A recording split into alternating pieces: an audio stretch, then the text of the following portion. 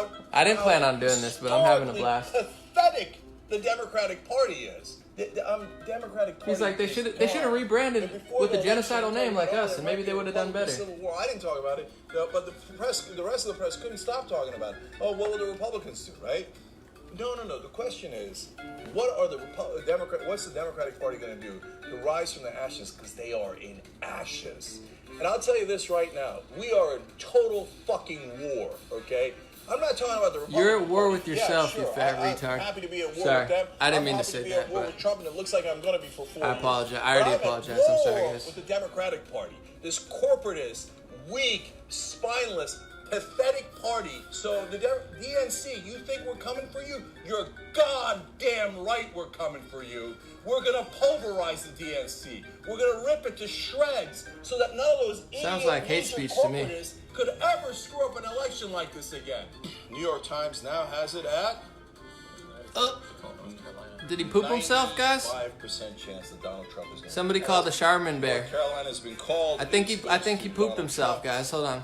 And Wisconsin and Michigan still leaning red. No, we're gonna talk about the... We're just having fun on the intro. This isn't even the right... That was not even the right video, but that one's pretty funny too. Sorry. I just wanted to see if he pooped himself or not for the second video. Turns out he did not poop himself. For everybody who was wondering, I know that's a big thing. They're like, not only did Sank poop himself on the... All right. On a more serious note, first story I'm going to talk about today. All right, we got Caroline in the house. God bless. Here, I'm going to sip some coffee. Red flag warning. Yeah. All right. First story I want to talk about today is Overstock CEO Patrick Byrne, or Byrne, or Byrne. I don't really know how to say his name, so we're just going to call him Patrick Byrne. He looks very scared.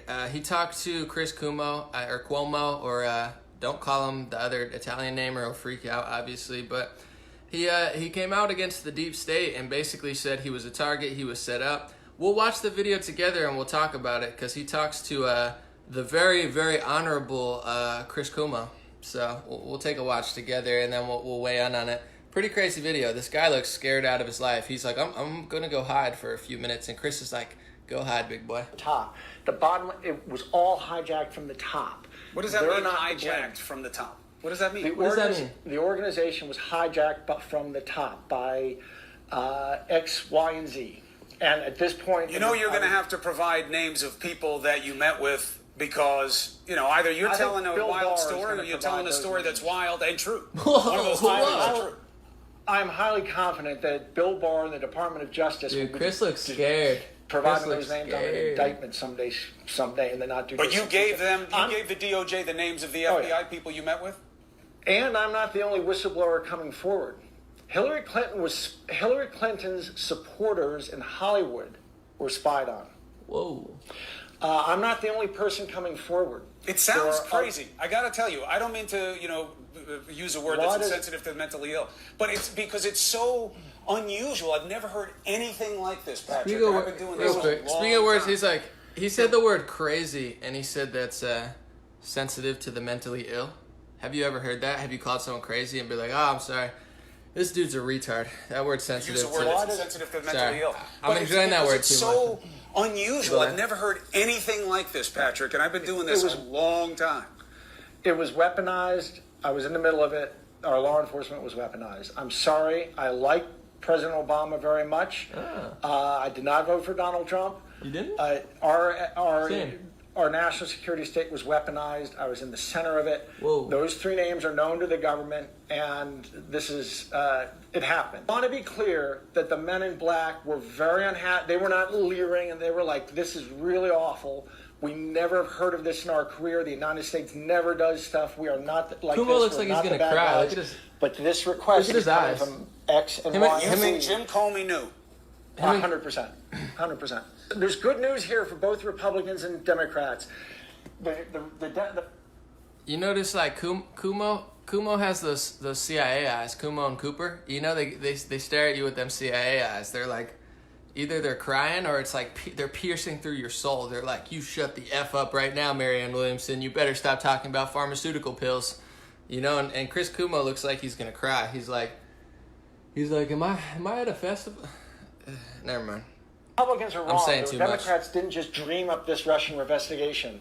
The FBI did. They had me jumping up and down and saying there was a problem here and looking at it. I thought I was going to be talking someday explaining why didn't they look into it. They're wrong. The Republicans are wrong to say that this was fabricated and nowhere. What they're right about, though, is that it was actually being politicized. So anyway, I'm very sorry. I'm going to lay low. Best of luck to you, Chris. Very honorable for you to have me on. Well, I'm not telling you to do a media tour, but I'm saying you're going to have to cooperate with authorities. People are going to want to vet this information. And he said, I'm a lay low. He's like, I'm out. After this, I'm going to a bunker. I'm going to where Epstein's hiding. Anyway, so that was Overstock CEO Patrick Bjorn, and I guess he's dropping some gems. He's saying even the Republicans are wrong. It's big. It's weaponized. He says Comey's in on it, and Kumo's got them eyes. He's got them alphabet eyes. He's like, what did you say? He's like, if you don't explain yourself, we'll throw you over to Cooper. He'll give you those Coop eyes. And then this guy's like, he's like, I gotta lay low. He's like, I gotta get away from you psychos. But anyway, it's a pretty big story. I mean, what do you guys think? I don't know really what to say. Obviously, during President Trump's election, seemed like a lot of people didn't want him to win. Media didn't want him to win. Google didn't want him to win. Google was working with Hillary Clinton. You had the intelligence communities didn't seem like they wanted him to win. And it seems like, they did a lot of things that weren't quite legal. But unfortunately, we live in a country where a lot of politicians, a lot of intelligence communities, and a lot of people have been doing not so great and probably not so legal things for decades. So my big question is to, Barr and Trump and all these people is, I'll be patient and, some people want me to trust the plan. Some people want me to trust the president. Overall, I'm just saying, show me the Carfax, because there's so much going on between Epstein, the election, these social media companies.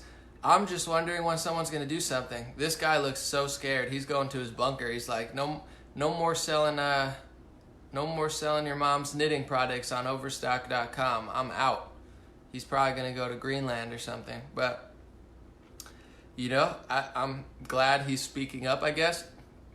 I'm glad he says more people will speak out. And I pray to God, literally, that we get to the bottom of some of this stuff. Because with Epstein, they're like, oh, it's not adding up. People aren't cooperating. It's like, come on, Barr. Barr's been going hard. I'm not going to hate on the boy, but, we need some justice up in here. I'm going to be like an activist. I'm going to start, we need some justice up in here. Because there's a lot of corruption. Chris Cuomo can't handle the sauce. Once again, what do you guys think? I don't really know what to say about this. A lot of corruption, a lot of deep state wizardry. Someone said, did Hillary Clinton want a war with Russia?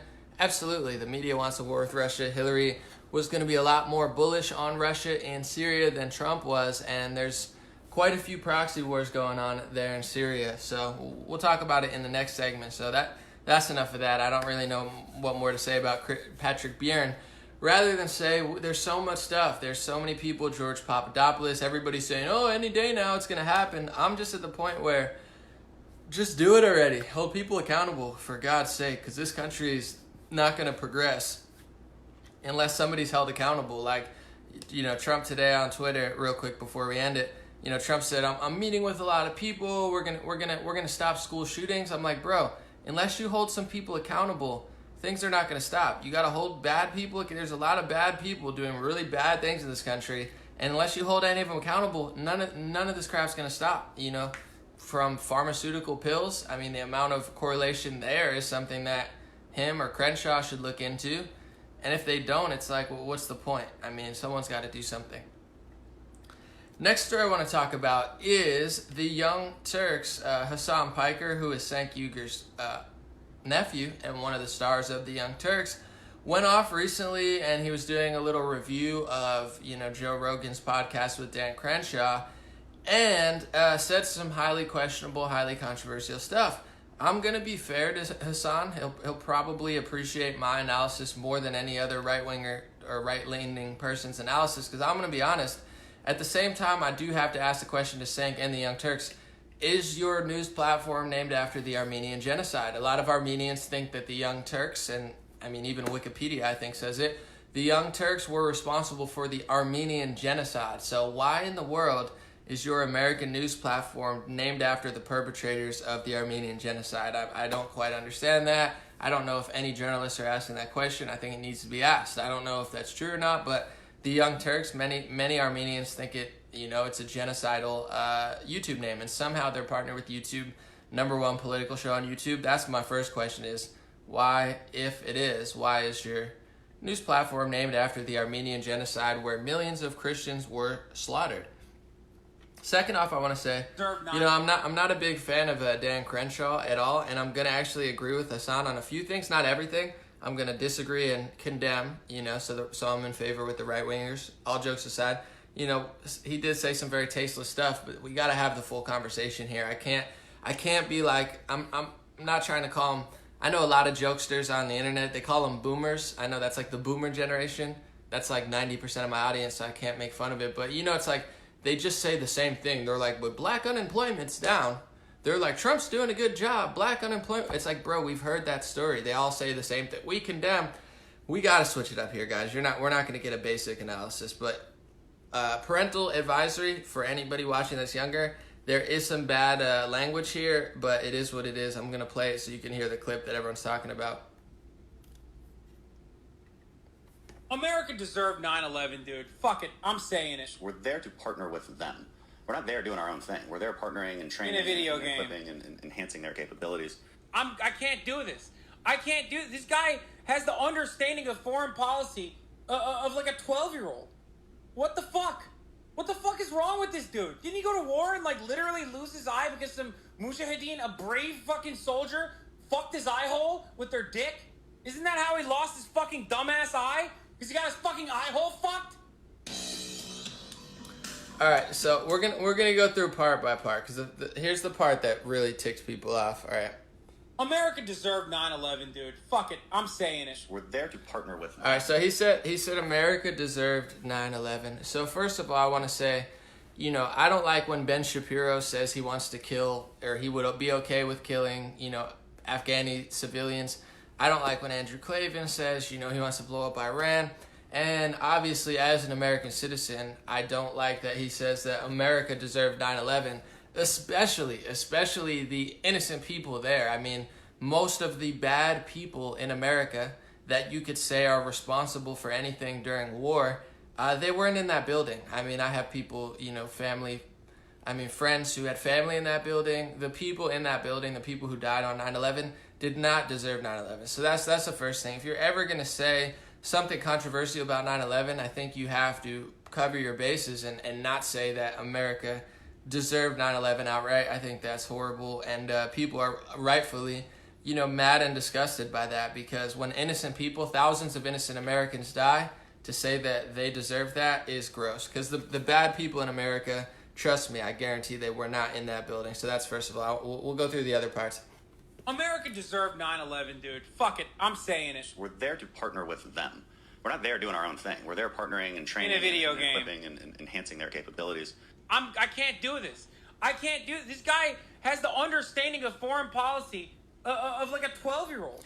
All right, so that part I actually agree with. He says that Dan Crenshaw has the understanding of foreign policy of a 12-year-old. I don't necessarily disagree with that. I think Dan Crenshaw's foreign policy is awful.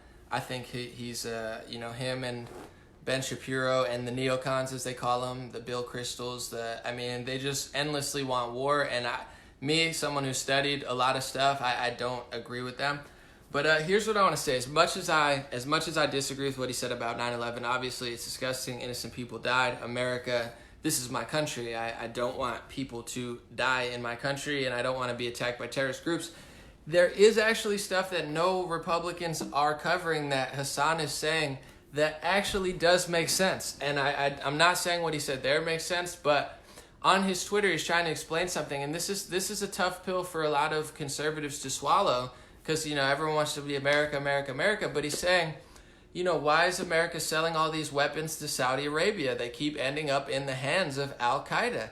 And I have a hard time disagreeing with Hasan here, where you look at our foreign policy, like the Dan Crenshaw. I don't like Dan Crenshaw that much anymore. He does good with the border, but I don't like the guy. I think he's a sneaky snake. But you know, if you look at Syria now, we may be protecting Al-Qaeda. You know what I'm saying? The same Al-Qaeda that attacked us on 9/11. So a lot of people don't want to really look what America's doing. And he made a lot of valid points on Twitter as well, where, you know, he mentioned the Mujahideen, but you could look into the history of the Mujahideen. Your taxpayer dollars have been funding terrorist organizations for decades. I mean, I don't know a nicer way to put it. I don't want them to attack my own people and my own country. I mean, it sickens me to the core to think that something that terrible happened. But here's my thing is, as much as I disagree with what he said, and I think it's awful, I think people need to get to the core of this stuff, because until you get to the core of why these things are happening,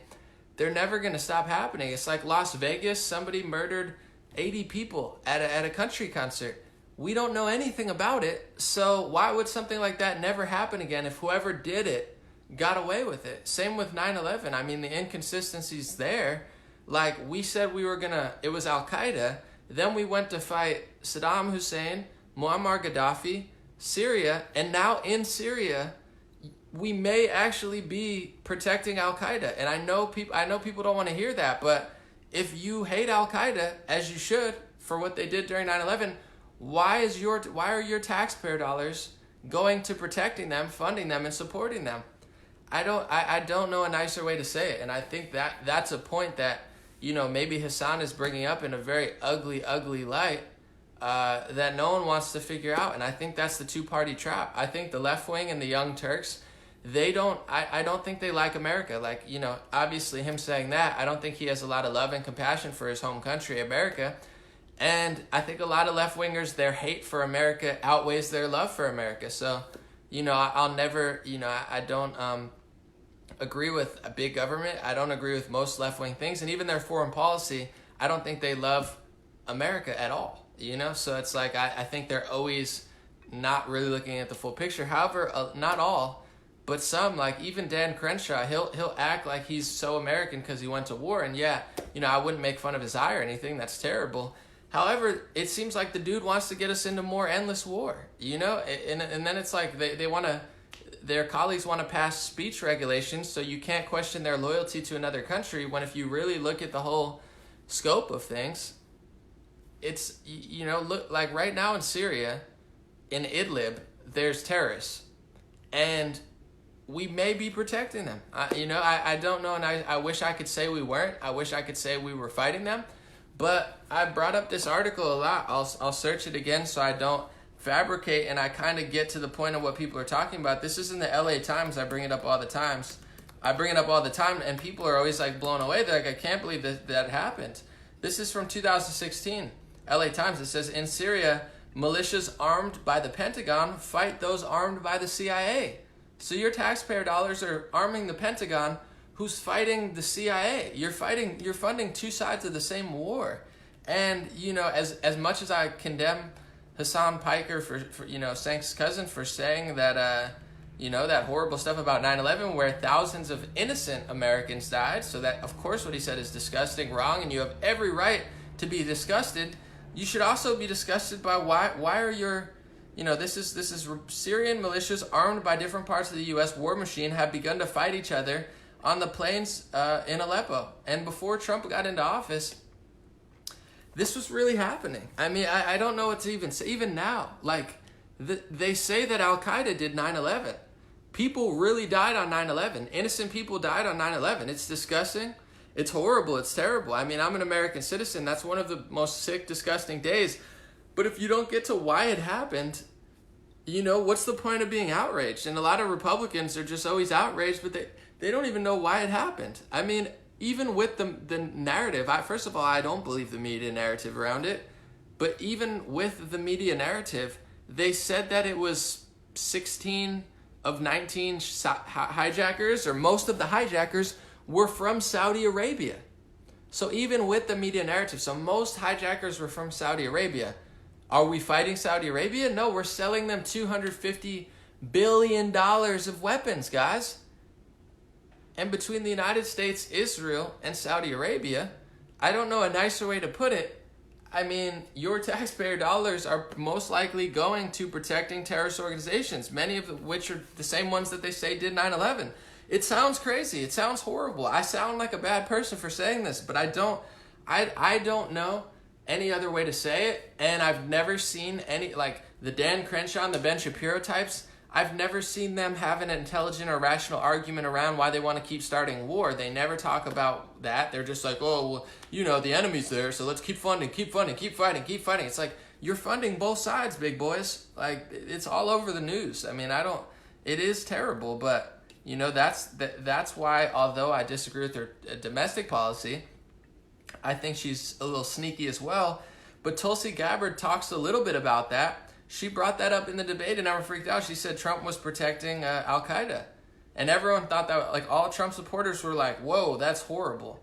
What was horrible was the fact that she used the Hawaii missile alert as a way to attack Trump, even though that was totally disingenuous and fake. That was gross. But the fact that she explained, I mean, I'll actually search it and show you real quick. And you could see why she said that. And it's like, she might not be wrong. And at bare minimum, there needs to be a conversation around this so it actually stops. So I'm gonna search real quick Tulsi Gabbard, and then we'll try to find that video I'm talking about, because when she said that, she ended up going on MSNBC of all places. I know, horrible news network, but she actually explained herself, and I think this is like a tough pill for a lot of people to swallow. All right, let's scroll down. Let's see. Tulsi. Once again, I'm not promoting her. I don't think she's like the be-all, end-all. She's, let's see. Hold on one second, guys. Sorry. When was the last debate? Tulsi Gabbard.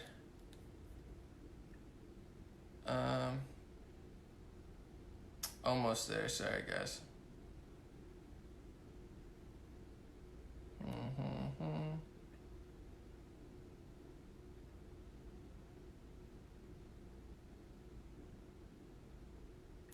Here it is. You made a claim last night, Congresswoman, that you believe the president is a supporter of Al-Qaeda. You didn't have an opportunity to back up that claim with evidence. I'm going to give you that opportunity now.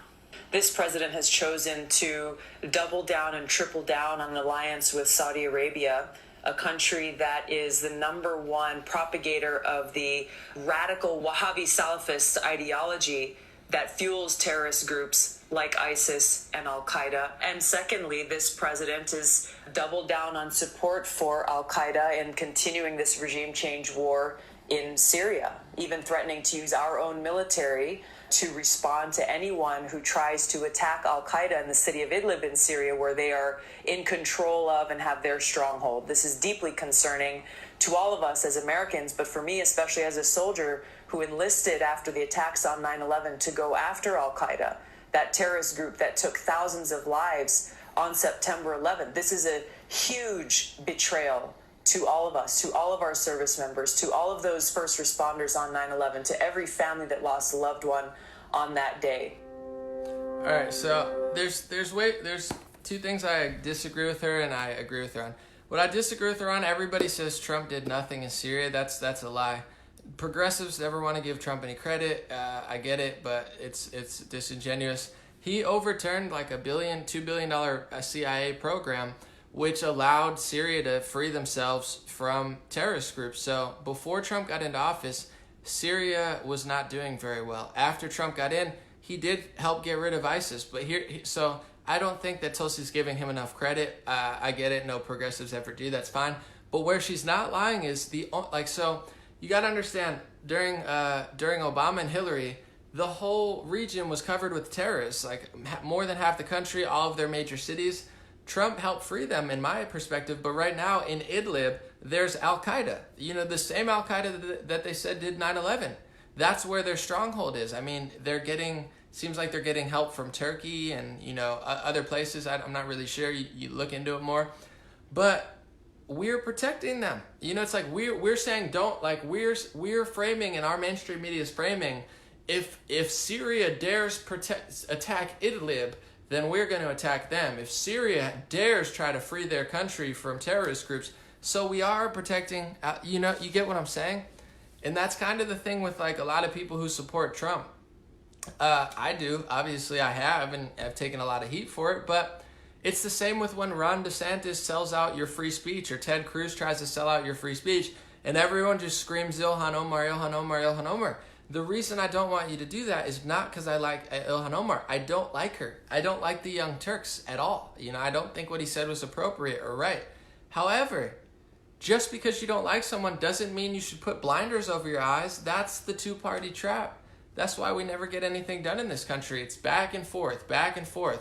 To lie to a left-winger, just use the climate, use women and children at the border, use a racial issue. Left-wingers are easy to lie to. The deep state has a field day with the left wing. Just use a woman, the child, border, race, climate. You could make a left-winger do anything. Slap themselves in the face, jump off a cliff. It's easy for them to manipulate the left wing.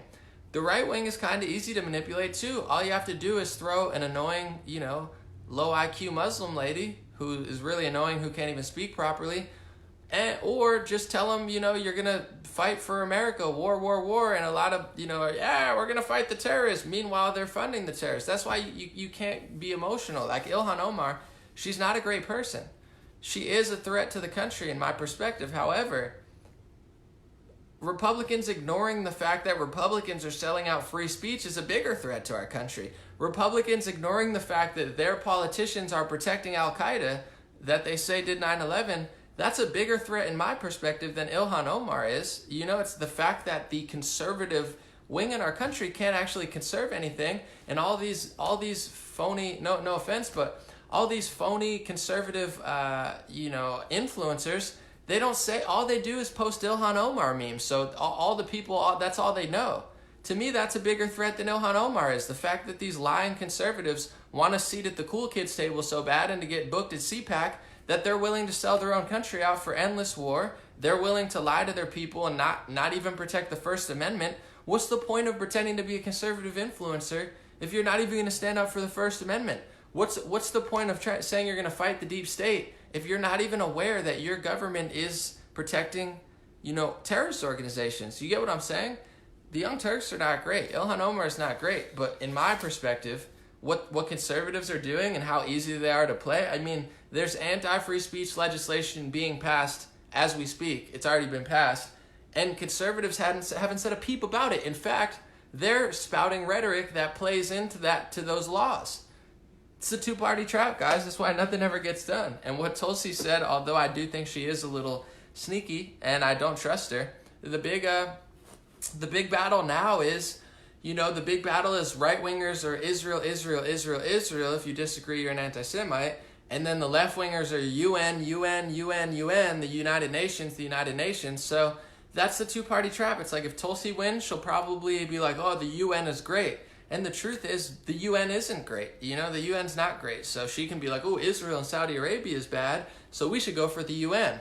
And then the right wing will say, oh, the UN is bad, so we're going to go with Saudi Arabia and Israel. And the truth is, America loses either way, guys. I don't know a nicer way to say it. It's like, whoever wins, we always lose until people figure this crap out. So, someone said she's a Council of Foreign Relations. She absolutely is. That's why I'm saying she'll say Israel, Saudi Arabia, and America are bad. And the truth is they are doing bad things, and they are doing what she's saying. But then she'll probably give in to the UN, and the UN. You get what I'm saying? It's a setup. It's what everything's been since the first couple world wars. It's like proxy wars on proxy wars, big bankers wars. They fund both sides of the war. You go and fight a war that they tell you to fight, and no matter who wins, you always lose. I don't know, It's like no matter who wins, you lose. And I don't say that as like a sad, like I'm crying way. I'm saying it I'm trying to wake up. I'm going to start calling out my conservative influencer friends. It's like if you can't even stand up for the First Amendment, you're not a conservative. You're a coward. You're not a conservative. You're just another, wannabe, CPAC speaker. Like you'll do anything just to be at the cool kids table. Stand up for your damn Constitution, or what's the point of being a conservative influencer? I'm not even talking about BDS right now. That's nothing to do with what I'm talking about. I'm talking about even the wars. Like, you know, just because you love America doesn't mean you can't point out that your taxpayer dollars are funding two sides of the wars and your politicians are protecting terrorists. Just because you love Israel doesn't mean you can't point out the fact that they may have influence over our Congress, and a lot of the wars may possibly not be, you know, the right wars for America. Just because you like Saudi Arabia doesn't mean, you know, like there's nuance here. I love America. When I point out that America's taxpayer dollars are, you know, going to the wrong places, it doesn't mean I hate the country. It just means someone needs to figure this crap out or they're just going to keep doing it. So, someone said talk about Epstein. I talked about it a few weeks ago. I mean, Barr mentioned it today. He said, well, you know, the investigation's not going that great. People aren't cooperating. If nothing gets done here, guys, you know, I don't know what to tell you. They got to pull the trigger. Not literally pull the trigger, but like do something about it. If not, then it's a setup. Someone said anomalies seem a lot like a more libertarian if you use liberals. Or if we use labels, you sound like a libertarian. Here's what I am. Now that I understand, like 3 years ago, I didn't understand economics. I didn't understand taxes. I didn't understand healthcare. I didn't really understand politics at all. Now that I actually understand politics, I'm definitely more libertarian leaning. I think the Conservative Party isn't conservative enough. I don't think they're actually conserving. The Conservative Party in this country bends over backwards for the Liberal Party. The Liberals make the narrative, and the Conservatives are on the defense, having to pretend, oh, I condemn white supremacy, I condemn. The Republicans are on their backs, oh, let's make Palestine gayer. You have like Charlie Kirk and Trump, they're like, look how conservative I am. I'm running around the Middle East trying to make these countries gayer. No offense, but I wanted to make America great again. I didn't want to make the Middle East gay again. It's not my priority, unfortunately, but you get what I'm saying? It's like the Conservative Party in this country, they're too liberal for me. There's too many taxes. We need to go backwards, you know? There's way too many taxes. So I'm extremely libertarian. I'm way more, I would say, conservative and right-wing than most conservatives are when it comes to actual policy. And I'm just not a liar. Like a lot of these conservatives, they'll literally probably get deep throat for a position at CPAC before they would stand up for the First Amendment. I don't mean to be mean. I thought it was kind of funny. But jokes aside, I actually mean what I say. I don't need any more friends. I have enough friends. I care about the First Amendment. I always, even when I leaned liberal, I understand how important the first two amendments were. I never thought it was a good, I mean, when I was younger, yeah, they got me with the gun control debate a little bit, but I always understood, well, the government's corrupt, so we should never give up the guns. Even when I was like a retarded 18-year-old, I knew that stuff. But now, I actually care about the First Amendment. I'm not like, Ilhan Omar, and then I sell out my First Amendment. It's about the first two amendments. It's about the freedom of speech. It's about the right to bear arms, and it's absolutely about the right to call out. Like, since 2008, even when I didn't know what was going on politically, I wanted to end the wars. I knew that something was up. You know, I knew that some people, I knew there was a deep state. You know, I always knew that. I just didn't know where it was coming from, and I couldn't figure stuff out. Now, the more I figure out, the more unpopular it gets. The closer home I hit, the more I realize. And I'm not trying to be mean. I'm trying to challenge people, because there's people who make a living. Like I make a living now doing news analysis. If I'm not telling the truth, what's the point of doing it? I mean, I'm not a sellout. I'm not a liar. I prioritize that over even finances. You know, I'll take a hit financially if it means telling the truth. Other people, their whole life, they call themselves conservative influencers, and they don't conserve anything. They're not even conserving the First Amendment. You know? So I guess you could say I'm libertarian leaning, but I'm just not a liar. I know a lot of these people know this stuff. I've made videos about it. I've posted it. A lot of people are starting to text me and be like, listen, I have no problem with these people. I have no problem with these people. I'm still pro these people. But, you know, I do believe in the First Amendment. I am conservative. I'm like, thank you. Someone said, who are the deep state? I mean, there's a lot of deep state. I don't want to get into it all right now. I guess we can, but there are a lot of people that are layers in. I mean, for instance, I like Glenn Greenwald. He's a little progressive, but he's good on foreign issues. He says, you know, the intelligence alphabet communities, what they are is agencies that aren't elected. We elected Donald Trump. Did you elect the CIA or the FBI? You get what I'm saying? So You could call those a deep state, but that's only one element. Who are they working for? You know, what are their agendas? Who's who? There's a lot of deep states. You know, it's like they overlap. And then at the end of the day, you got to say, how far up the pyramid can you really get? And then even then, do you really know who's in control, or do you just know who they want you to think's in control? I never claim I know who's who, but I can notice patterns and trends, and you know, the more I find out, the more unpopular it gets. But overall, I can trace the wars, I could trace where our money's going, and I just know that if conservatives don't stand up for the First Amendment, it's not going to be around for much longer. And conservatives are not doing that right now. They're calling everything anti-Semitic while Republicans are passing bills that are anti-Semitic. It's both sides are too easy to play, guys. The left wing claims they're standing up against racism, so all you have to do is dangle racism in front of their head like a retarded carrot, and then you could pass a speech bill. Oh, let's rig YouTube, let's rig Google, let's pass speech regulations, let's turn this into Canada and Europe for racism. And left wingers, let's take away our First Amendment. All you have to do is these little retarded conservative analysts, no offense, but I'm trying to wake them up, just dangle the anti-Semitism carrot in front of their face. Oh, Ilhan Omar, I'm so conservative. And they'll sell out your First Amendment. They're already doing it. The reason I'm saying this is not, oh, Namli, you seem like you want more attention. I don't need any more attention. Trust me, I'm doing fabulous. But I care about the First Amendment. I'm not a phony, fake, I'm conservative, but I'm not even conservative. You dangle anti-Semitism in Ilhan Omar, and these conservative retards are selling your First Amendment out. The same rhetoric that Ben Shapiro uses, the same rhetoric that Dennis Prager uses, the same rhetoric that Donald Trump uses is what they're using to sell out your rights in Florida. And it's going across the country in other ways, guys. I've already pointed it out. So not everybody's paid. Some people are paid, absolutely. But some people just want, you know, fame and power and popularity more than they want actual truth, you know?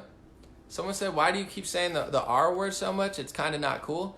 First of all, I think saying retarded is funny. But second of all, it's kind of like my rebellious thing. I'm going to read you real quick because it's a good question. Why is Anomaly saying retarded so much this stream? It's my First Amendment right, but also, this is the dictionary. Retarded. It means less advanced in mental, physical, or social development than is usual for one's age. Very foolish or stupid. So it has multiple meanings. Very foolish. So retarded is actually a very, it's kind of a nice little word. It's more fancy than just saying dumb or stupid. Retarded is actually a fancy word, but it's been political correct size. They said, it means you're making fun of mentally ill people. It's never what it used to be. I mean, that's like saying, don't say girl to a boy because you're offending him. So they took this word away like 10 years ago. No one uses it anymore. So I'm using it again. Since other conservatives are selling your free speech out, instead of selling more free speech out, I'm trying to go backwards and take words back. So I'm trying to take the word retarded back, because retarded actually has a meaning that has nothing to do with making fun of mentally ill people. It literally means slow or limited in intellectual or emotional development. Informal, this means very stupid or foolish. You know, there's many different definitions, but, you know, to slow progress, like I say, America, you know, we're becoming a retarded nation. Like, to retard, you get what I'm saying? Retarded. It's like slowing down, going backwards, you know, on like the opposite of improvement. So it's a word that I just don't feel like giving up anymore. It's for the sake of political correctness. So I use it because I think it's actually funny. And also, it's kind of like my way of getting people to realize that we're losing words. I mean, when you call a girl a boy or a boy a girl, you're not doing it because boys or girls are bad. If I call a boy a girl, I don't hate girls. I'm doing it because it's a guy and he's not a girl, and it's funny. Now, a guy is a girl. You can't call a guy a girl because it's offensive. I mean, if you call someone that's not mentally ill retarded, or you call the nation retarded, or you call myself retarded, that's like saying, you know, that's a total lie. Oh my God, you're making fun of somebody that's mentally ill. No, they made that up as a political correctness thing to then take a word away. Someone said fire retardant. Yeah, there's a lot of words. It's you get it. All right, I'll read it. Yeah, it's my anti-PC way, and I'm gonna keep pushing the boundaries on this stuff. because like I said, I have like 3 videos on it. I don't want to talk about it all the time, but the left wing, I've already seen this year that they don't care about free speech. I think they used to. You know, Berkeley used to be the land of the free speech. Now they're the land of, dare I say, the retards. I called it. I know a lot of people got mad at me because they're like, you know, normally they're blasting your music in Portland. You know, a lot of people were hoping you stand up for them.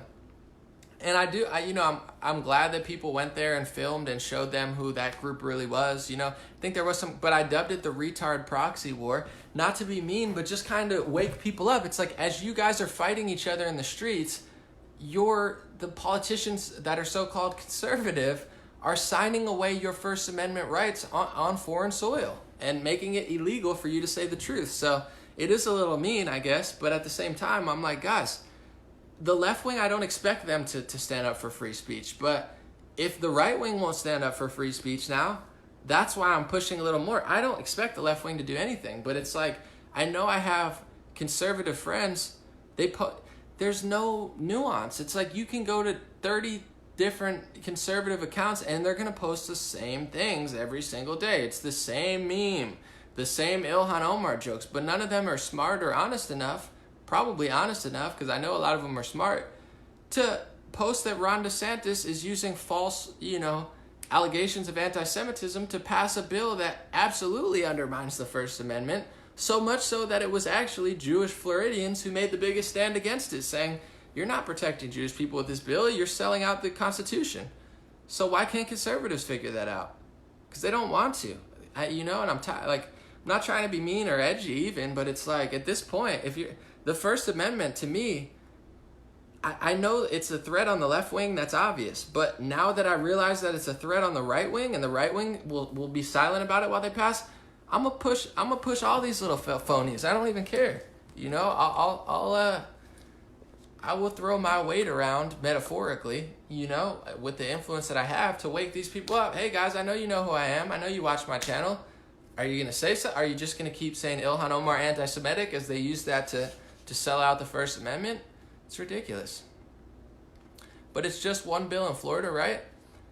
That's one bill. I haven't done extensive research. I'm doing something for a week, so I don't have enough time. But I guarantee you, I don't know how many other places it's in. It's probably in more. This year that I've traced so far, you had Ted Cruz trying to pass a condemnation thing through Congress to basically shut up somebody who told the truth, and then you had it happen in Florida schools. But I don't know. I don't know. I've heard that it's already a bill in certain parts of California, like they passed it 10 years ago and nobody even realizes. I've heard that Bush passed some of the same stuff under the guise of anti-Semitism that's already like federal. I don't know. I haven't looked into it enough, but I'll tell you, this is one that I've seen. If you give them an inch, they take a mile, and chances are they've already done this like 20 other times. I just can't prove that yet, so I gotta really look into it. Someone said Florida's a huge deal because it's a swing state as well. But this is how people win, guys. If they already, here's my thing. The mainstream conservative movement is tweeting about making the Arab world gay. So you could argue that, people always say America's a Christian nation. Guys, America's not a Christian nation anymore. And the Christian conservative side is not even conservative anymore. They've sold out to a whole different ideology. The conservative Christian side wants to make the Arab world gay.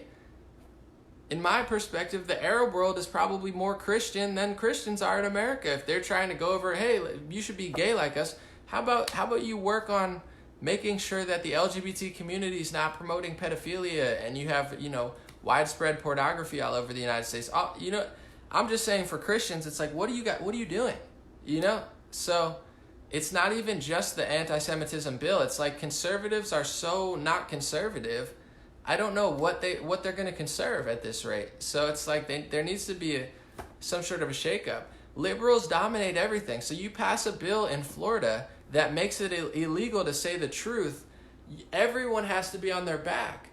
You can't say the truth anymore. So conservatives are living in liberal world. Even though they're conservative, everything they say everything they do. Look, we're going to make Arab world gay. Look, guys, Turning Point's we're going to make Palestine gay.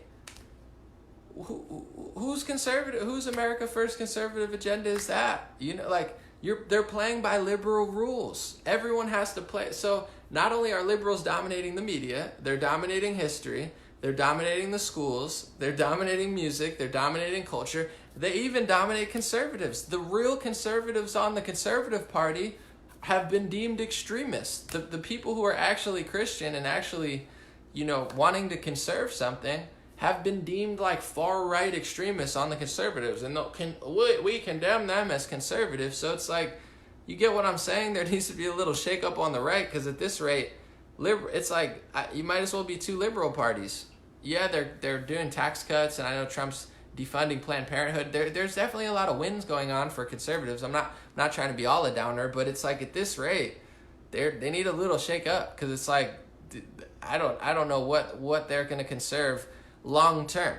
They might win an election or two now, but here's the thing. The social engineering, we're not winning that battle. If they pass this bill in Florida, we're not winning the historical battle, because now it's hate speech, and it's illegal in the state of Florida to teach the truth in some areas, because they've used a word that actually had a meaning at one time, and they made it so broad that it was like the truth is now illegal to say. So you're not winning the next 40 years. It's all that's why I say the word retarded as well, because it's all kind of speech loss. If they can control what you can say as a conservative, you're not really free. And a lot of stuff, it's like, how do you gain leverage and advantage, you know, for the modern era? How would you do it? You know, victim cards, history, making speech illegal, you know, controlling narratives, controlling both sides of politics, setting people up. So whether Tulsi Gabbard wins or Donald Trump wins, it's, you know, you're going to be fighting a war or joining a global allegiance that isn't going to have your nation's best interests at heart. The closer you get in, you start to realize you're like, no matter who wins, we still kind of lose, because no one's like really shaking it up. I mean, Trump's doing a great job. You know, I'm not knocking what he's doing, but if his base can't even figure out how important the First Amendment is, they're winning the future. You know, they're setting things up. So you might get a win. You might win Congress back for a year. Trump might win for 6 years, but they're winning the next 60 years because they've made it illegal for you to tell the truth. They're teaching kids false history in school. They're teaching them, you know, communist ideology. They're winning the future. So, you know, there's definitely some wins being had. I'm not trying to be all down, but overall, it's like I don't see the modern conservative movement as really conservative. And even that's what I'm saying about the Hasan thing as well, is, you know, it's like what he said is awful, but anyone can say it's awful. It doesn't take a wizard to watch that and be like, what he said is disgusting and horrible. Yeah, absolutely. But can you also identify that certain element of what he's saying is like, yeah, the same people that our government said did 9/11 were giving $250 billion in weapons in, and then they're protecting Al-Qaeda in Syria? Like, that's the big story on the conservative movement nobody wants to say, because they're content posting Ilhan Omar memes and getting a lot of boomers to say, yeah, war. It's like, I guess, but that's not going to actually solve anything. I could pretend like it will, but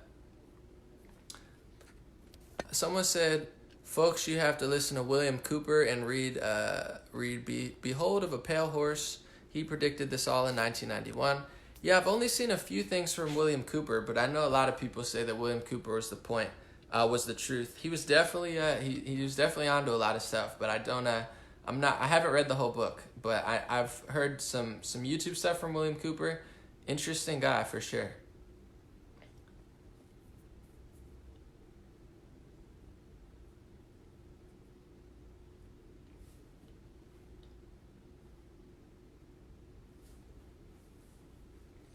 Read some comments before we roll out.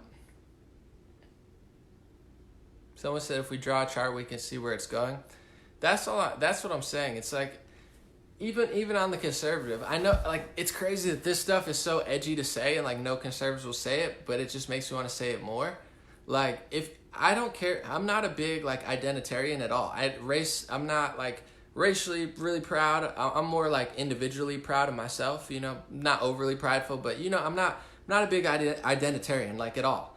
But if you really look, if you want to break things down into, you know, demographics for the sake of everyone else does it, you know, the white America and Christian America, you know, voted for Trump in the biggest numbers. And then, you know, Hispanic America was like, meh. You know, it's like Black America, like, didn't really vote for the president. Like, women, you know, majority of them didn't vote for him. You know, Jewish America voted for him, you know, very small percentage. But the biggest chunk demographically that voted for the president, he could never identify and thank them, because it's illegal, basically, in this country socially and morally, and it'll get you, you know, labeled a terrorist if he thanked the biggest demographic that voted for him in percentage-wise. But every other tweet is about Black or Jewish or women, because he's allowed to say Black unemployment's down. He's allowed to say women unemployment's down. He's allowed to say he's the king of the Jews, even though in America most Jews don't support him. But he can't say anything about white, even though it was the white demographic that actually, you know, got him elected, or at least that voted for him in the biggest percentage. And the thing is, like, people would hear this and take it out of context and think that I care. I'm not an identitarian. Race is not a huge factor in my life. It's not what I ever thought about before the last 2 years when everyone nonstop talked about race. But you have to see where that's going in the future, where if every race can be proud, every race can stand up for themselves, every race can buy from their own people, every race can prefer their own, but you know, except for one. Doesn't bother me as an individual. That's not how I live my life. But if you really think 20 years down the road, it's not gonna fare well for a lot of people. And you know, that's just something that I kind of see, where it's like, that's the conservative party. President Trump's conservative, but he has to play liberal games. He could mention no one and just treat people like, but he constantly mentions Black, he constantly mentions Jewish, because you can call, you know what I'm saying? You get what I'm saying? It's like, are we really free on the conservative side? I don't think we really are. You know, it's like, I can say white liberal. I could call out white liberal till my face turns blue. I could be like, the white liberals are racist. The white liberals are, you know, ruining America. And all the conservatives would applaud me and be like, Anomaly, thank you for calling out the white liberal. But what if I called out the Jewish liberal and I said, it's a lot of Jewish liberals who are behind a lot of this really, you know, degenerate stuff? Could I say that? Have you ever heard a conservative say that, besides the ones that they banned from CPAC and stuff? Probably not. You know why? Because the conservative party is not really free. The conservative party is kind of playing along to the, you know, racial and liberal kind of, you know, games. It's like, look, I love Black people and Jewish people more than you do. It's like, it's a whole identity politics fest, but he can't identify the one, you know, demographic of people who voted for him the most. My thing is, I don't care about identity politics, but the right wing claims to not care about identity politics, but then they play identity politics for everybody except for, you know, the white race. And then you have the far right, who everyone's like, oh, they're terrible. Their whole thing is like, we want identity politics for us. Like, you guys play identity politics, but you leave us out. We identify as white, and then they're racist. But the Black person who does that is cool. You know, the Jewish person who does that is status quo. It's not really a good recipe for the future. You know, it's like, just as an analyst, I kind of see this stuff, and I'm like, well, the conservative party is not really conservative. I'm not an identitarian, but I do get why people feel that way, because they're like, you can identify. The conservative party plays identity politics, and then they stand on stage and tell you how they don't play identity politics, when literally all you have to do is look at their Twitters.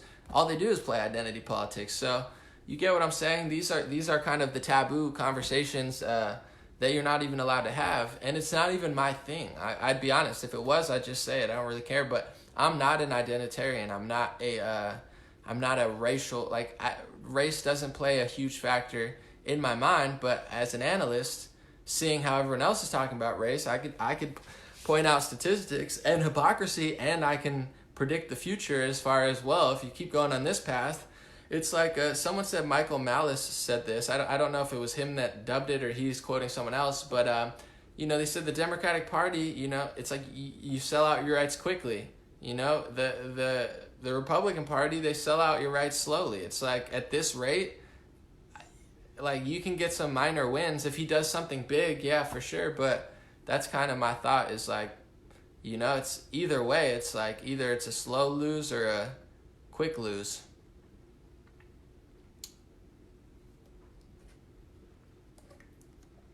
Does that make sense?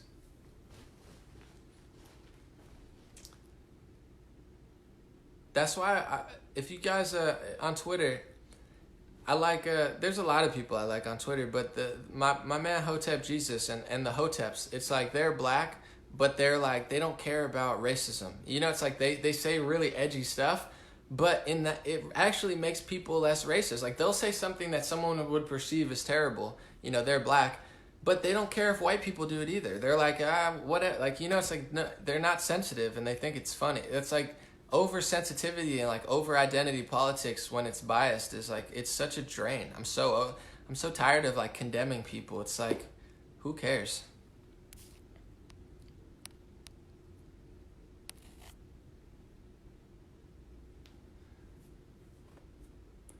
Someone said, I just don't get how all these Nazis voted Obama in, white people voted him in.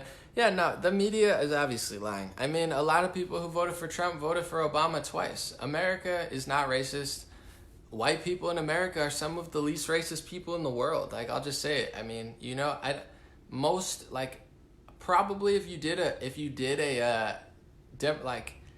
study, I don't know for sure, but I guarantee you, white people in America are the least like in race preferential people. It's like Asians that have in race preference.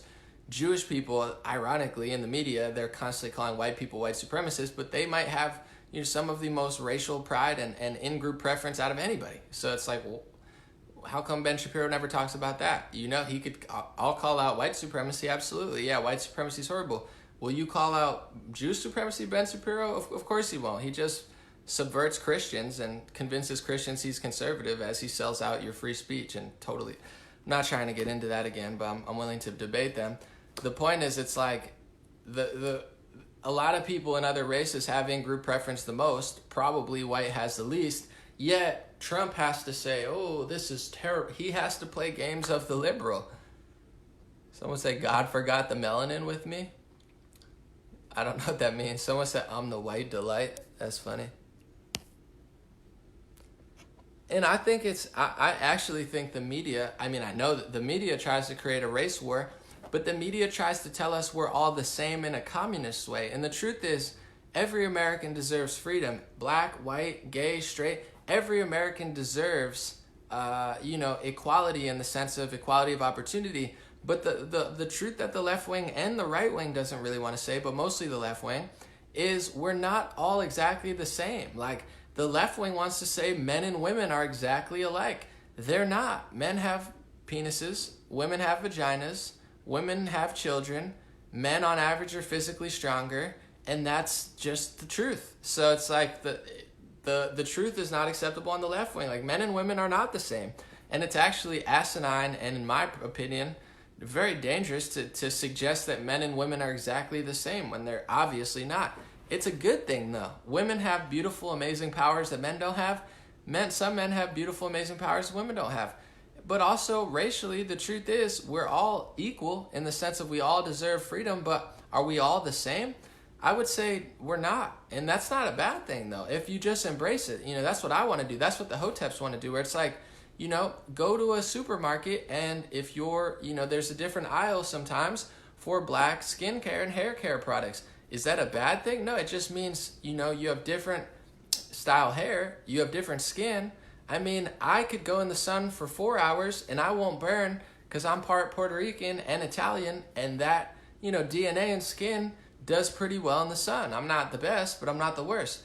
If I'm with an Irish friend, we're not the same. You know, it's asinine to act like we're exactly the same, and that's what a lot of the media wants to do, and even some right wing, like, we're exactly the same. We're not, you know, and that's okay. It's like they're gonna burn in 10 minutes, so they can't stand in the sun without sunscreen on, you know, and I can for 4 hours. And somebody who's darker and has more melanin, there's also different health benefits. I mean, the Hoteps get into a lot of that, where it's like this like communist fascist ideology of we're all the same is actually very harmful to people. It's very harmful to every race, you know, where it's like No, of course we could coexist, and you can marry who you want to and love who you want to do. I'm not one of those identitarian people who says stay. But if you have a preference to do that, then you have the right to do that. You know, someone said I can only be in the sun 10 minutes. Of course, I mean, people are different. You see, different cultures have different facial features. You know, Asians have, you know, different shaped eyes, and there's nothing wrong with saying it. It's like certain cultures have different shaped noses, and I have different facial features because of my DNA and heritage, and that's fine. But it's asinine to pretend like we're that's what the evil media wants to do, and evil people in this world, they act like they love us, and they just fuck everybody up, and then just throw everything together in a rude fashion, and then take control of your community. Oh, we love your community. Here, we're gonna take everything from you. We're just gonna leech onto you.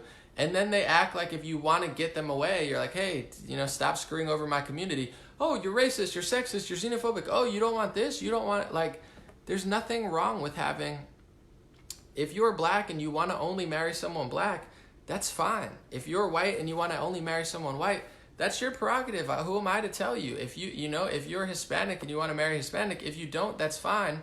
But it's like, you get what I'm saying? They want to force a certain agenda, and then they're like, abort your kids, trust me, it's great. It's like, is it though? To me, what they're doing is asinine. I think they do that to take away your culture, to take away your health. There's so many secrets from Dr. Sebi to other people, not just him. There's so many holistic healers that know, diets. And I would even say, if we have different facial features and different skin, I guarantee certain cultures have different health diets that work for them, So it's asinine to even think that we all need the same food, and that might be controversial, but I don't know. It's like, if I'm great at basketball and someone else is a different ethnicity and they're not good at basketball, that's a difference. I'm athletic, they're not athletic. So would I think that we're exactly the same in every other way? To me, that's more ignorant than what I'm saying. It's like, I would love if somebody explored all the differences. And when scientists try to explore differences, they call them racist. Oh, you're a racist scientist everyone knows. Like, you're not fooling everyone. It's like, it's okay to love yourself and love whoever you are, and it's great to, like, I'm not an identitarian, but I absolutely think that there's trends, in certain ethnicities, and ignoring that. Like, if you're Irish and you go and live in Africa and they have a bunch of left-wing retards running the show, and they tell you, oh, you're exactly the same as all the Africans, go in the sun with no sunscreen for a week, and then the Irish person burns and their skin is like bleeding, and you're like, well, why is my skin so red? Well, I thought I was the same as you. You're not the same. Is that even really controversial to say that? It's obvious.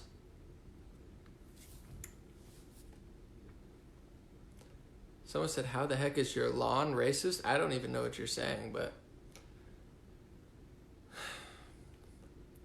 Someone said, very fair skin generally have smaller pores than tan person. You learned that in esthetician school. Yep. Someone said mass incarceration is a form of eugenics. Possibly. Eric said, how do you feel about reparations? It's a good question, Eric. If done properly, I actually wouldn't be opposed to them, but my thoughts are, we would have to get to the core of who's really enslaving people. So if we can get to the core of who is really enslaving people, who really enslaved African people, who really enslaved America, I would be totally fine with them repaying everybody. I actually don't have a problem with it. I think it's kind of a silly argument where, as far as like people are like, oh, we don't owe reparations. In America, I know that the Democratic Party was the party of slavery, so if they want to pay reparations for that, they can do that. But I think that a lot of people are being enslaved, actually. So if we can get to the core of it, I would say the people who actually are enslaving, America and the world could absolutely pay everybody in some sort of form of reparations. I would be cool with that. But my thing is, we have to really get to who's really doing it. We can't blame a group of people who are not responsible for it and then make them pay for it, or just like innocent people who moved from Europe in the 1900s, that's not going to fly with me. So if we can get to the core of it, I would be actually totally fine with reparations, but we have to really get to the core of that. And I think the mainstream reparations argument is pretty low level so far. Like the people who are talking about reparations, they're not getting to the core of it. They have some BS, thing. Someone said reparations is a tool. Hey, I'm actually not anti-reparations the more I think about it. It's not that I want it or need it, but I think if the people who actually did enslave everyone want to pay, like Beto O'Rourke, for example, he says his family came from slave owners. My family came to America and worked in factories, so I'm not paying reparations. You get it? Beto O'Rourke, his family owned slaves. If Beto wants to pay back, I think he should. But trust me, there's bigger people than Beto who are enslaving everybody. So they could pay reparations if they want. I don't see why that's a problem. I think it's just a proxy war. You get certain people who want reparations, like left-wing people, and then you get certain black people and probably Hispanics and white people who want reparations. And then you get conservatives who say we don't want reparations. That's just a proxy war. There's no reason for it. We go above it. We say, yes, reparations. Beto O'Rourke can pay reparations. Democratic Party can pay reparations. The banks can pay reparations. I mean, they basically robbed America in the 2000s. They made a movie about it with Brad Pitt and Steve Carell. They admitted they robbed our whole country. Do the banks want to pay reparations? That's fine. Does Beto want to pay? Valeria says not fair for me to pay it. No, of course. None of you have to pay reparations. This is my difference. You're not paying reparations. The banks can pay reparations. Beto O'Rourke can pay reparations. The Democratic Party can pay reparations. The media can pay reparations. The people who actually enslaved America, the slave traders from the 16 and 1700s, if they want to trace their lineage and pay reparations, I have no problem with that.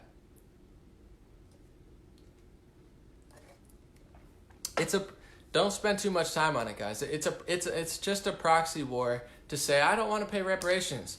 Take it to the next level. Say, yeah, if the banks or the Democratic Party want to pay reparations, then I'm for it. You might even be compensated. I think the mainstream media in this country owes about $1 trillion of damages to all American people for the mental illness, pushing, overprescribing pharmacy pills, starting wars in the Middle East, funding terrorists. I think the media owes between $1 to $100 trillion. So you would get the money. Trust me, guys. I'm not trying to take your money. I think they owe us a lot of money. $100 trillion, probably, with all the war they started, all the overprescription and lies and division and racial wars that they've started over the last 56 years, combined with the slavery of the Democratic Party. I'm guessing they owe like $100 trillion or so. No, Valeria, you don't have to pay. I'm not saying you have to pay. Nick said they enslaved the minds of our youth. Absolutely. Someone has to pay. That's why it's a proxy war. You get conservatives fighting with people. Like my man came on here, I don't know if he likes or dislikes me, but he probably expected me to say what a lot of Republicans would say and say, oh, I'm against reparations. No one owes you anything. Now you're in a proxy war. Now you're fighting with my man here over, you're not a banker. You're not a slave master.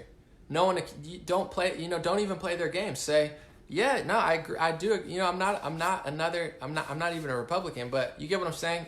He probably expected me to say, no, I don't agree. But I do. I think the banks and the media owe $100 trillion, not from taxpayer dollars, from their own money. I think they robbed the American people.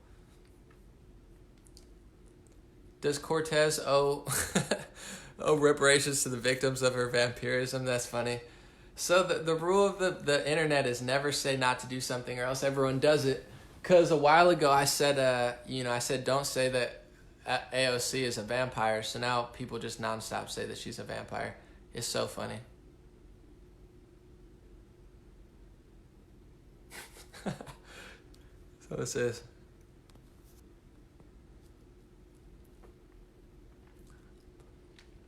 I'm not paying reparations. Like I said, if the media or the Democratic Party want to pay reparations, that's on them. I think they mentally enslaved a lot of people. If not, I'm not big on it, but that's not. They want to pay reparations so bad. Beto O'Rourke comes out and he says, My grandfather was a slave master. I'm Robert Francis O'Rourke. My great grandfather was a slave master. I get it, bro. You got that white guilt. You got that white guilt. So if he feels so bad, he's got to pay. You know, it'll make him feel better. He should give up all his money, and he should give it to some families, whoever he wants to give it to. It's his money. Let Beto O'Rourke figure out where to give all his money, and then he can go live in a box somewhere. And, you know, his white guilt will finally be cleared. Let Beto pay. Yeah, like, he needs to get that white guilt off his shoulder. He's got a lot of guilt for pretending to be Mexican, for, you know, being the descendants of a slave owner. I have no guilt. My grandparents put work in the American dream. My grandfather worked in an asbestos factory. My other grandfather worked in a mattress factory. No white guilt here, Beto. My one grandma came from Puerto Rico. My other one came from Czechoslovakia. I don't know. No guilt here. Beto's grandfather probably enslaved my grandfather. Who knows? He probably said, get in that factory and work. And I'm like, Beto, give me your money, you white guilter.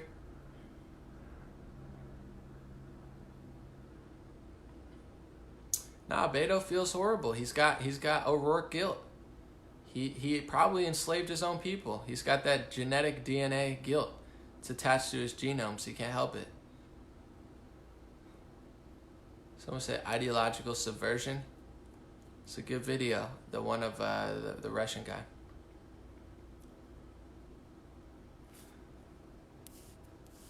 Someone said it's a slippery slope. Should the Germans pay reparation to the Jews? Where does it stop?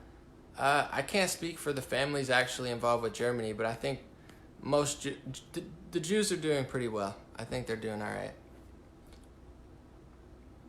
But where does it stop? I don't know. I mean, if people want to pay, that's on them. They're not touching my bank account. But if other people feel bad about things, they could pay.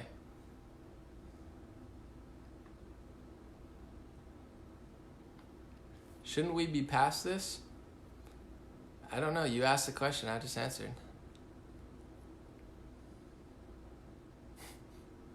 Okay, we got like... You are one wild and crazy guy.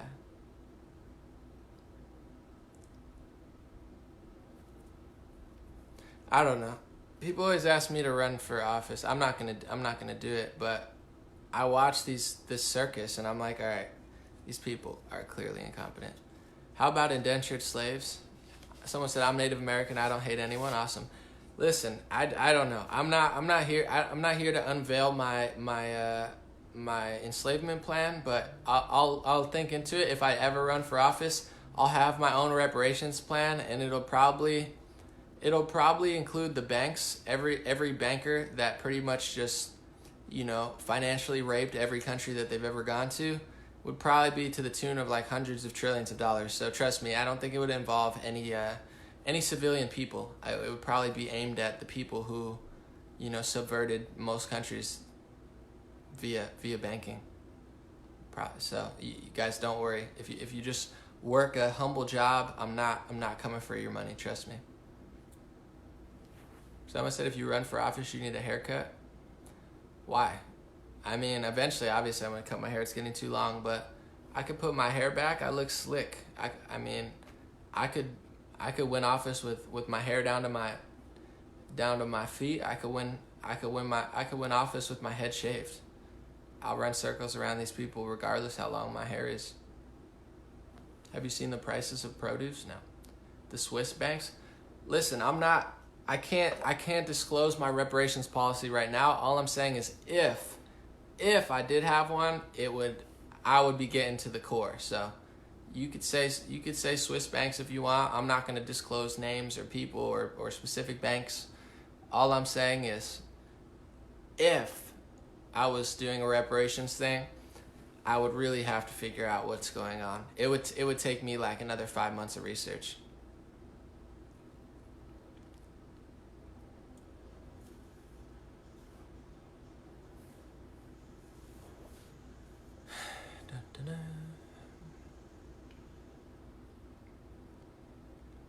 for any reparation, blah, blah, blah. So I said, been paying taxes all my life. Alright. Someone said, I hate hair discriminators. Exactly. Alright, we'll do like 5-10 more minutes, and then I'm going to roll out. Just letting you guys know, if you want to come to my live event, it's in Los Angeles. The tickets are right there, and the VIP tickets are sold out. We had 40, and they're all gone. All sold out. So we got probably like 100 tickets or so left. So if you guys want to get regular tickets. All right, peace, Eric. Thanks for asking the question. That sparked a whole legendary debate. That was fun. Or conversation. Someone said devil's gotta pay. Yeah. Satan owes a lot of money. But yeah, come to the event, get a ticket. Regular tickets still available. This VIP sold out. And then if you'd like to support, please do so. If not, it's okay. I won't cry about it. This is probably my worst month financially yet. I don't know. I just didn't got a lot of Facebook ads, but it's okay. I'm not going to cry about it. I'm still fine. But I'm just being honest.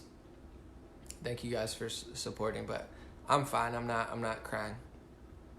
Trust me. If I go broke, I will cry. I don't have too much pride. Trust me. How many tickets sold? I think like 60 or so. I'm not really sure.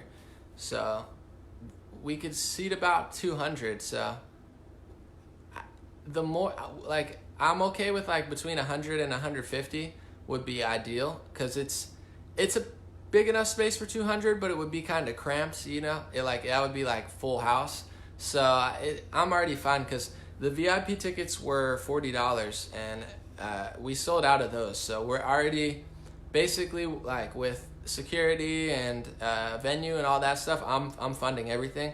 We pretty much already broke even, and I'm splitting it with like 5 people, as far as a lot of people help me out. But that's what I wanted to do. I wanted to just not lose money. So with the VIP tickets, we're already in the green as far as money wise for the show. We're not in the red, and that's all you can really ask for. So at this point, I'm sure we're going to sell more tickets as the weeks go on, but even if we didn't sell another ticket, we're already ahead of schedule. So, you know, I could fit probably about 100 more people than tickets sold. It's probably about 60 tickets sold, but since all the VIP tickets are sold, you know, I'm not worried about it. I would like 100 to 150. If they start selling like wildfire, that's fine, but it's going to be tough to fit 200 people, but we'll try. It's all good, Sheila. Jess, I got you. I'm gonna look. Yeah, 40. That's cheap. Well, it's my first event in Los Angeles. Click the link and you can see where. I'm not giving the exact location out until 48 hours, but I promise you, it's somewhere that's easy to get to. I have a nice parking garage, so just you'll see more info there. I'm not trying to give it all out. 48 hours, I'll email everybody so you know where the event is. I keep it under wraps, so it doesn't. I don't want press or anything there. I don't want anyone to bother us, but yeah, I guess $40 is cheap for VIP, people said. I don't know. It's my first event. I'm not trying to price gouge people. Also, I didn't know if maybe I was only going to sell 5 tickets. Maybe I could sell, 500. I wasn't really sure. So after this one, what I wanted to do was not lose money. So I found a nice venue with nice parking that I like, and we're already in the green. So after a week and a half of ticket sales, I just wanted to break even, and we've already broken even. We're surpassed that, so, and we got 2 weeks of ticket selling left. So next time, maybe I'll make VIP tickets $50 or $60. Maybe I won't, though. Maybe I'll keep them at 40 so more people buy them. I could sell more VIP tickets. The reason we cut off 40 is because I promised everyone a meet and greet. I promised everyone front row seats, and I promised everyone could ask a question. So if everybody's probably going to want to meet me, I have to make sure I can actually do it. So next event, I could rent out a bigger place or a smaller place and have more time, and I could sell 100 VIP tickets, and then make more and not have to worry about maximizing it as far as this is a test run. I would love to sell 100 VIP tickets, but I had to cut it off because I want to make sure I have time to talk to everyone, answer everyone's question. If I can't do that, then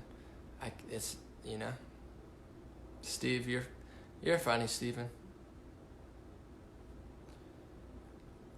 Valeria said, I wish I wasn't so busy. It's okay, but Someone said do some low-cost pay-per-view. Maybe eventually. Thank you, Donna. Appreciate the blessings. Someone said you're all Logos, brother. You'll lose money and followers from speaking Logos. Just look at Owen. Yeah, but at the same time, thank you. I have to look into what. Oh shoot, where did the comments go there? I have to look into what logos actually means. Like I know everyone says logos now. I always see it on like my Instagram and stuff. What? Tell me what logos exactly means. I have an idea. But also with Owen, I think they took away his PayPal. In some ways, he lost money and deals, but in other ways, if you do what you think is right, you get other blessings. Like Owen's got a beautiful farm, and he has a lot of support. I'm sure he's doing well on his own financially. So that's kind of the thing. It's like, yeah, it is a risk, but if you're truly, if you believe in what you do and people believe in what you do, then there's always a way around it. It's like a leap of faith. You could turn down something big. I've turned down big things my whole life, but when everything settles in, you don't have to it's not worth like selling out what you believe in, but also sometimes you get blessed even more. I've been very fortunate. Even though I say what I want to say, I joke about not going to events and stuff and people not liking me, but overall I'm doing well, and I think there's something special about authenticity. So I'm ready for hits here and there. I know nothing's easy, but I'm having a blast. And I will say this last year, I've been more financially stable than I ever have. I've actually never been financially stable since I've been an adult.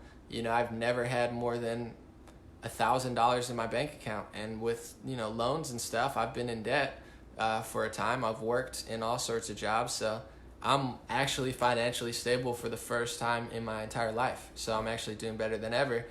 And I had an accident where I may owe $3,000 to $4,000 in hospital fees. It sucks to pay $3,000 to $4,000. That's terrible. But 2 years ago, I wouldn't have had the money to pay. Now I have the money. I don't want to pay it. I have money saved for taxes and other stuff. But it's a beautiful feeling to have something terrible happen to you, not be able to move for a month, but still be able to pay it off and not have to go into debt. So, I've been very blessed. I do what I can for the world and for what I think is right, and God has blessed me thoroughly.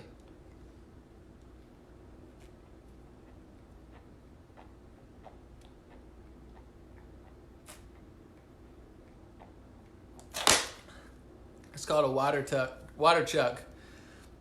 We promote water here, folks. We don't promote beer. This is not the best water, but any water's good. How's the foot coming along? It's good. My pinky toe still doesn't move, but it's okay. I haven't tried to run yet, but I think I can run. I can walk. I'm fine. Thank you. It's pretty much fully healed. Is taxation slavery? I think so. I think so, Stephen. That's why it's like with conservatives, I know my man Eric July was here. I don't know if he's still here, but he was here earlier. Follow him on Twitter. He's hilarious. He's super libertarian. I think he's the lead singer of a heavy metal band too, but he's real against taxes. That's kind of how I am. These conservatives, the tax cut, that's cool, but keep cutting, Trumpy. I'm not gonna complain about it, but it's to me a tax cut would be all of it, I think it's a myth that roads wouldn't be built. You look at the Trump supporter who funded billions of dollars for the wall. This is what I'm going to do. You got me amped up now on these taxes. I'm not going to run for office. I'm going to get America pumped again. And I know people are already doing it. You got Scott Presler cleaning Baltimore. You got people in LA saying they're, people, I think his name is Israel Anderson. Shout out Israel. He's probably not watching this now, but he's on my Twitter. He's talking about cleaning up Los Angeles. He wants to do a whole date. We're gonna make America great again, not through taxes, not through we're gonna do it ourselves. We're gonna be we don't need you to build the roads. We don't, cut our taxes completely, and I'll get on a tractor, not a tractor, but you know what I mean. We'll pave our own damn roads. We don't need these people. They always say, "Oh, you need us here." They're like little leeches. They're like, "Oh, you need us. Let's take your money." And then you're like, "Get off me!" And they're like, "Racist, sexist, xenophobic." Get off me. They don't need to tax us. They're just making fake space programs with it. I'm joking, but you know what I'm saying? They're just wasting billions of dollars. It's they don't I'm so tired of taxes. I need a real tax cut. Tell me that I don't have to pay any taxes for a year. Yeah, potholes. They never actually pave the roads. They say, "Oh, I'm amped up off this water. I could just run a mile now." They're like, "We're gonna take trillions of dollars from you. We're gonna fill the potholes. We're gonna pay the teachers." And then like the teachers are on strike. There's potholes everywhere. "Oh, what do you know? We forgot to pave the potholes, but we're gonna raise the taxes. We need a plastic tax. And how many do you want this water? Yeah, I'll take it. Do you want to pay 10 cents? Yeah, sure, I'll pay 10 cents. Okay. Stop taxing me." They never spend it on anything. The teachers aren't paid. Potholes aren't. I'm over it. Jeff said, "Dude, after 35 years in the military, I love that you just tell the truth." God bless you, Jeff. Appreciate you. I appreciate your support, and I appreciate your service. We need legends like you round the clock. That's with it. Don't worry, Jeff. I won't support these red flag laws. They have you fighting the wars, and then they say, "Oh no, you can't have a gun now because Dan Crenshaw said so." Shut up, Dan. My man Jeff needs to be locked and loaded. Someone says San Bernardino is filled with potholes. Where's the money going? Into people's pockets. Or I've worked. I'm gonna use the word retards again. Sorry, guys. They have these little circular meetings with like 20 retards, and they're like, and they're like, "Well, I want to do this," and then he's got his almond latte like meeting. He's like, "Well, since my hair is half shaved and half long because I'm a hipster and I make $80,000 working for the government, I think we should bet the potholes hair." And she's like, "Well, I'm a woman and I'm a..." That's where your money's going, to retards sitting at a round table meeting. And I know this for a fact because I worked for a company before I was doing this. I've worked like 20 jobs. I'm a hustler, baby. But I was at a job that got multi-million dollars from the government, and I promise you, they were all retarded. And not really retarded, but like kind of retarded. Like, like fully functional retards. Like, no mental disability, but just like retarded. You know what I'm saying. But I'm like at a round table. We're on this like $16 million government project, and I'm like thinking to myself, I'm like, wow, we're really just wasting $16 million. I'm the only one there who actually knows how to do social media.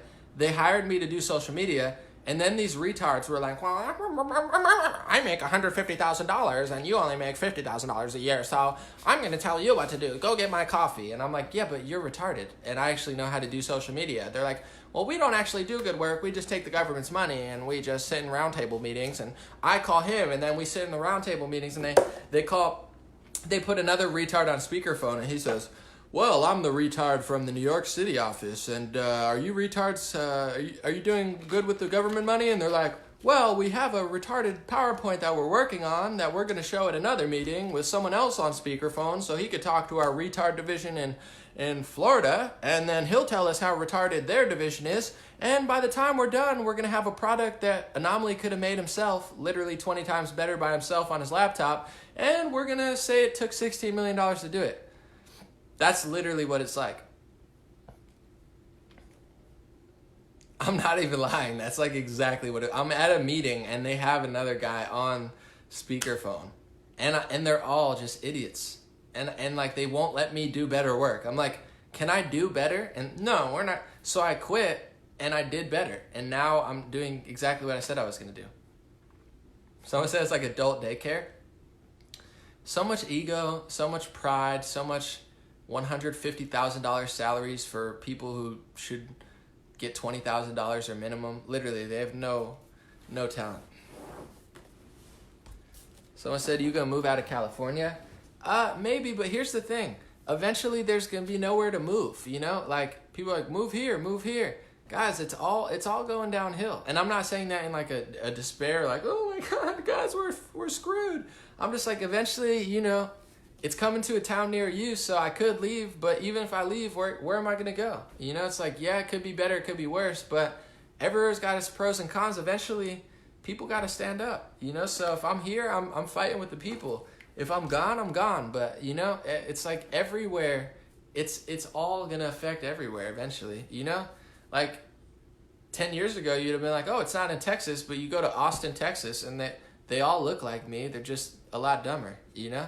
You're like, are those 50 million anomalies? And they're like, I'm voting for Elizabeth Warren. And you're like, oh, shit, that's not anomaly. Thought that was anomaly. Time is it? 11:12. I'm trying to do some mathematics. We're okay. Someone said the deep state we've known since the 1950s. Guys, there's so many different, there's so many deep states and deep states and deep states. I'm not saying there's some connected, some not, but it's there's American deep states, there's international. Here's the thing with what I was saying before. You start to kind of see, it's there's two battles kind of going on. There's America, Israel, and Saudi Arabia, and, whoever we're allies with, America, Israel, Saudi Arabia. I think that's a power structure, and there's nothing anti-Semitic or Islamophobic about saying it. You got America, Saudi Arabia, and Israel, and then you have the UN. And here's the thing, it's I'm not, obviously I like America, I live there, but it's I'm not a fan of what either one is doing. But that's kind of that's the game they play. They're like, oh, that's the deep state, let's go here. And they're like, oh, that's the deep state, let's go there. I have channels I like where they think the UN is good because they don't like Israel and America and Saudi Arabia. But it's just because you don't like what they're doing, it doesn't mean the UN is good. The UN is awful. The UN, it's like a proxy war. It's I get, there's some, you could say that's a deep state, but then they try to get you to, I feel there's a lot of different players, and then some are interconnected, some aren't. But I don't like the UN, even if they say something I agree with. What is the UN? They're gonna make my kids never mind. I was gonna say, I've already said enough controversial stuff today. Someone said it's 8:14 in Maui. God bless you. I love me some Hawaii. If only men governed themselves. I like my man Jesse Lee Peterson. He always says, because he's a black conservative, and they always say, he always talks about black leaders, how he doesn't like black leaders, and they're like, what black leader do you like? And Jesse always says, God. He's all these black leaders are liars. He said back in my day, he's people used to love their family, and their leader was God. And he's when they took that away from Black America, or so Jesse says, he says that's when they screwed it up. They got a bunch of phony leaders saying, oh, we're the racial leaders. That's why I always say too, you can like people, I hope you like me, obviously, but a lot of these people, I've only been talking on here for 2 years.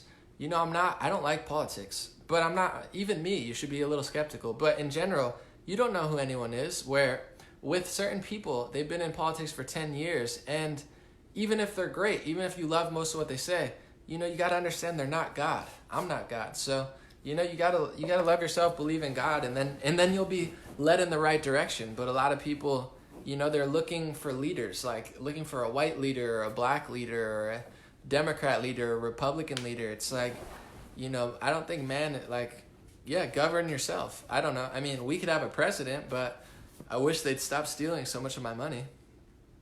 They're we'll lead you. Here, give me your money. I'm this is it's like a Richard Simmons workout plan I didn't ask for. You want to work out? No, not really. Okay, we'll take $7,000 from you a year. This all happened so fast. I don't know if I wanted all that.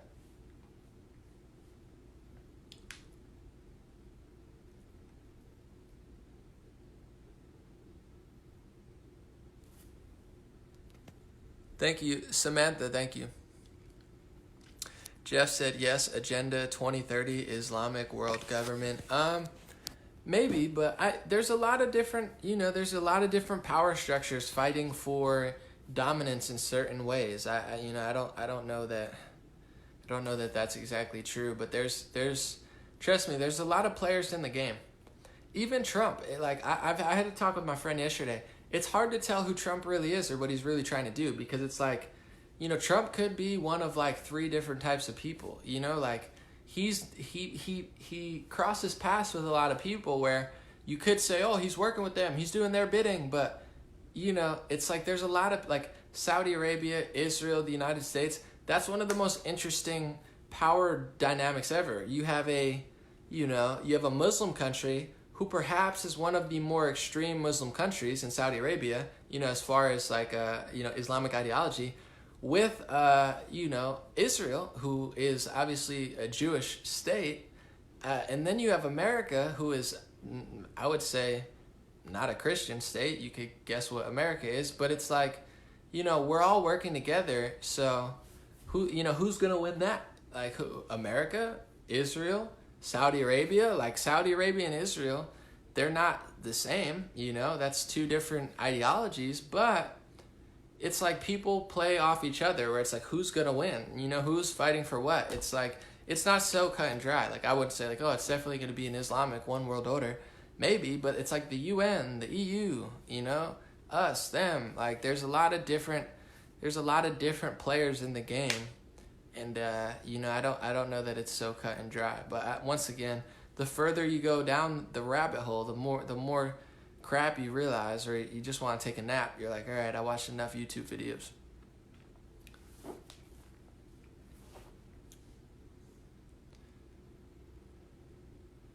Someone said Congress needs term limits. No, I agree. I think Senator Ted Cruz and Alexandria Ocasio-Cortez, I think they're working on a bill, or they tried to pass one. I don't know.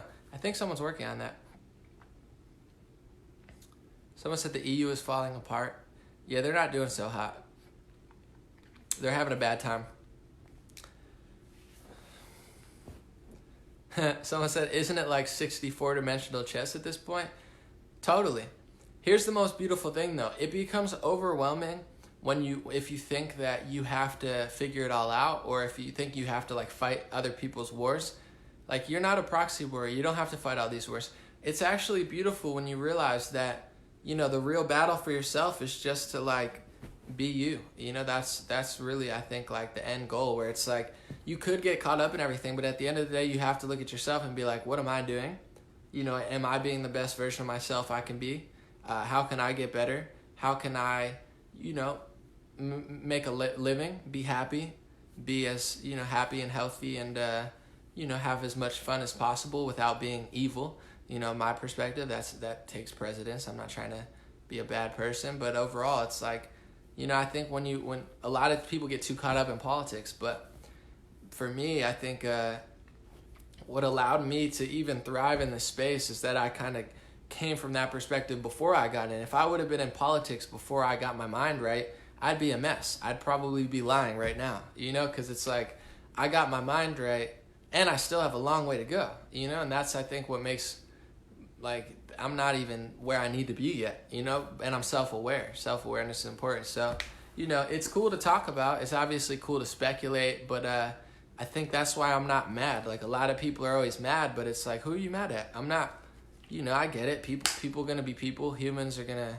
have religions and races and genders and lie and tell the truth sometimes. Like, who cares? Obviously I care a little bit, and you want to like stop war and the degeneracy of your country, obviously, but if you hone out and just kind of focus on yourself and figure out, then you kind of can be a player, and then you can kind of make a difference in that way. So I think that's the beautiful thing about it. A lot of people get too caught up and negative about it, but they're no need.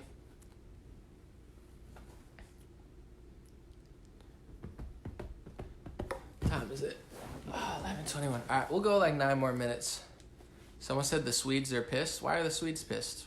What are they mad at?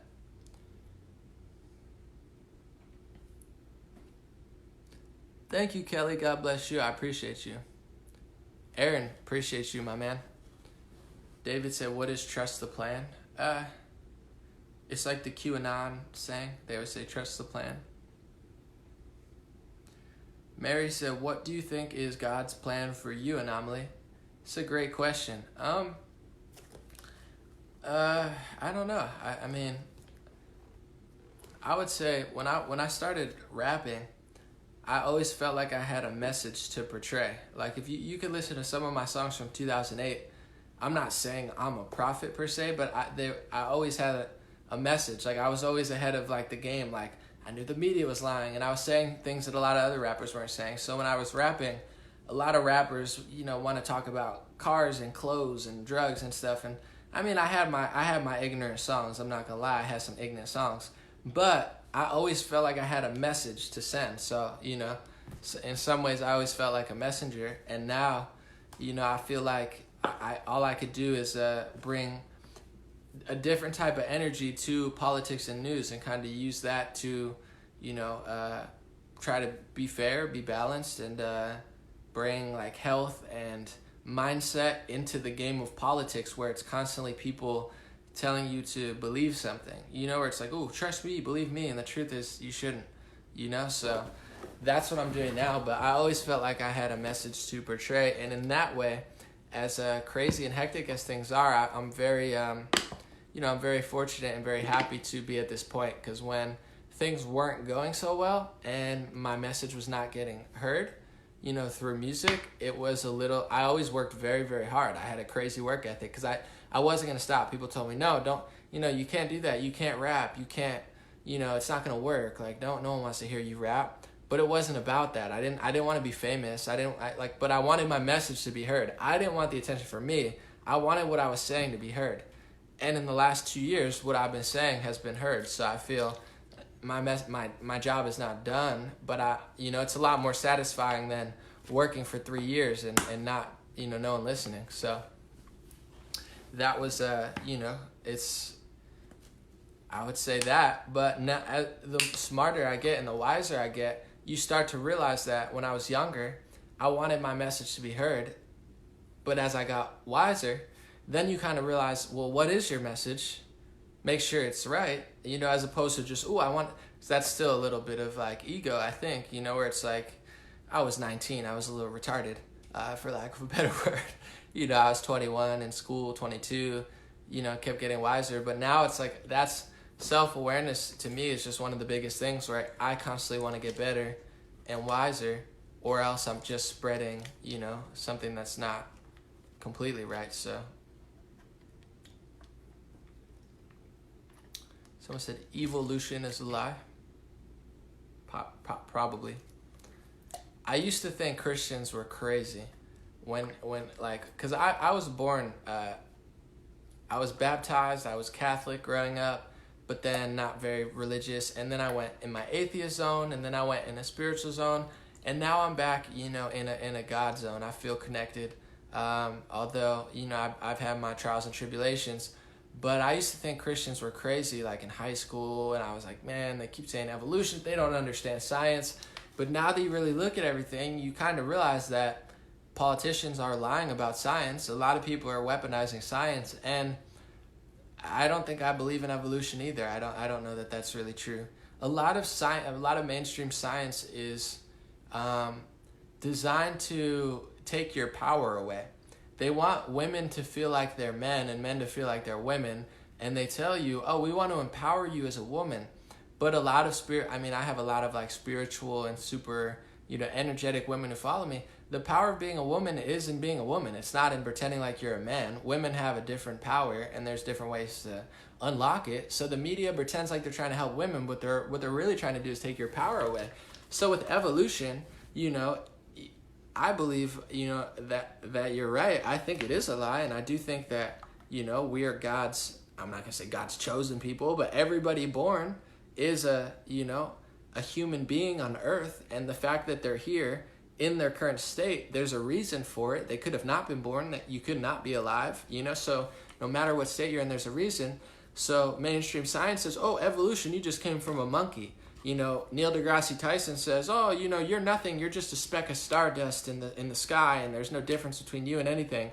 They want you to feel like you're nothing, So in that way, I think Christians are right that evolution is a lie, and the more you realize mainstream science is, every aspect of it is to take your power away. If you're a woman, they don't want you to have a power. If you're a man, they don't want you to have power. If you're black, they don't want you to have power. They want everyone to just feel like they're nothing. They act like they're so not racist, but what they really are is taking the power away from every race and gender and subverting everybody. So I don't think evolution is real. Sorry. Just like I don't think a lot of the space stuff they don't say. Like, there's a lot of the stuff they say they can never prove. And the truth is, if there's all this stuff out there that they can't prove, it makes you feel like you're just meaningless. You know, I went through this phase in college. I was like, nothing matters. But if you realize that it does, you know, where you're alive, you know, you're not just a little like thing that descended from a monkey. I think that it raises the question of like, maybe there's not as much as they say out there. Maybe there is, but still, you know, it's always this little fake scheme to like make you feel like you have no power, and that it's all just meaningless and worthless. And I see a pattern of that, and you don't have, I mean, I have atheists who follow me, I have Christians, Muslims, Jews, all sorts of people. But I notice in my friends that buy into too much of that stuff. Like I have friends that are atheist and liberal, and you know, like they buy into all the science and the space, and you know, they think like, you know, socialism's gonna do, where like, I'm not trying to, you know, pick and choose, but you get what I'm saying. Like they buy into everything, the left-wing science, the left-wing politics, the media narrative around everything. It makes them depressed, and then it makes them like feel worthless. You know, it's like, if you buy into every lie that you just feel like nothing matters, and it's like, you think a politician's gonna save you by stealing someone else's money and giving it to you, where it's like, you gotta do, you know, that's not how it works. Do you believe in the rapture? What do you mean? In what sense? Yeah, if you expand on that, I'll answer. 11:29. Yeah, I know we're going overboard. I have fun tonight though. And I'm not gonna be as active over the next week. I'll let you guys know, but I'm gonna be away a little bit, but I'll be back, and I'll be posting videos and stuff. But I'll probably do one or two. But yeah, I wanted to give it my all tonight. Thank you, Karen. Appreciate you. What do you mean by the rapture? Just give me like a more expanded version of what you mean, and I'll answer that, and then we'll roll out. Good night. The one and only rapture. Just be more specific. Let me see. Thanks, Rich. No, I'll be posting videos. I'll be around for a little bit. Yeah, I gotta take care of some stuff tonight, but I could stay for a little more. I'll go on my. I think I know what you mean by the rapture, but I just want to hear the biblical rapture here. Let me just read. Hold on. All right.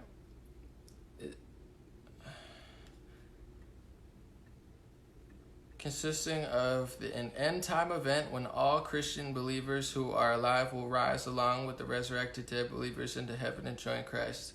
I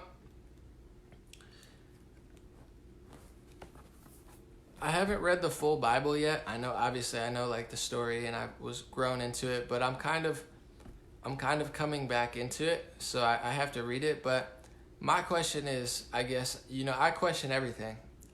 So my question is, do you think that's literally going to happen? Do you think it's like metaphorically going to happen? Do you think it's spiritually going to happen? That's my question to you. I'm just curious, because how do you think that's going to happen? I think that may happen in many ways, but you know, I don't know. I don't know if I think it's like literally just going to be like zap and everybody's gone. If it's going to be like, you know, like a slow rolling thing. Because I know even among Christians, like a lot of Christians have always thought they were in the end times. You know, in the early 1900s, they thought it was the end times. In the 1950s, they thought it was the end times. In the 1960s, 1970s, 1980s, 1990s, there's videos of Christian leaders saying it's going to be the rapture any day now. They've made false predictions for decades. So, you know, I'm a little, it's like I don't know when it's going to happen, but, or how it's going to happen. You know, I don't. See, I'm just reading the comments too. I'm just curious. Someone said all the Bible is literal. I think the Bible is metaphorical in the story of Jesus right here. So 7 raptures in the Bible, it's literally going to happen. Austin 3:16 days.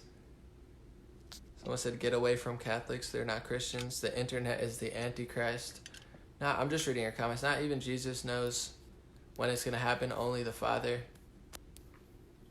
Will you ever let the government implant a microchip? No. So yeah, my question is when and where and how.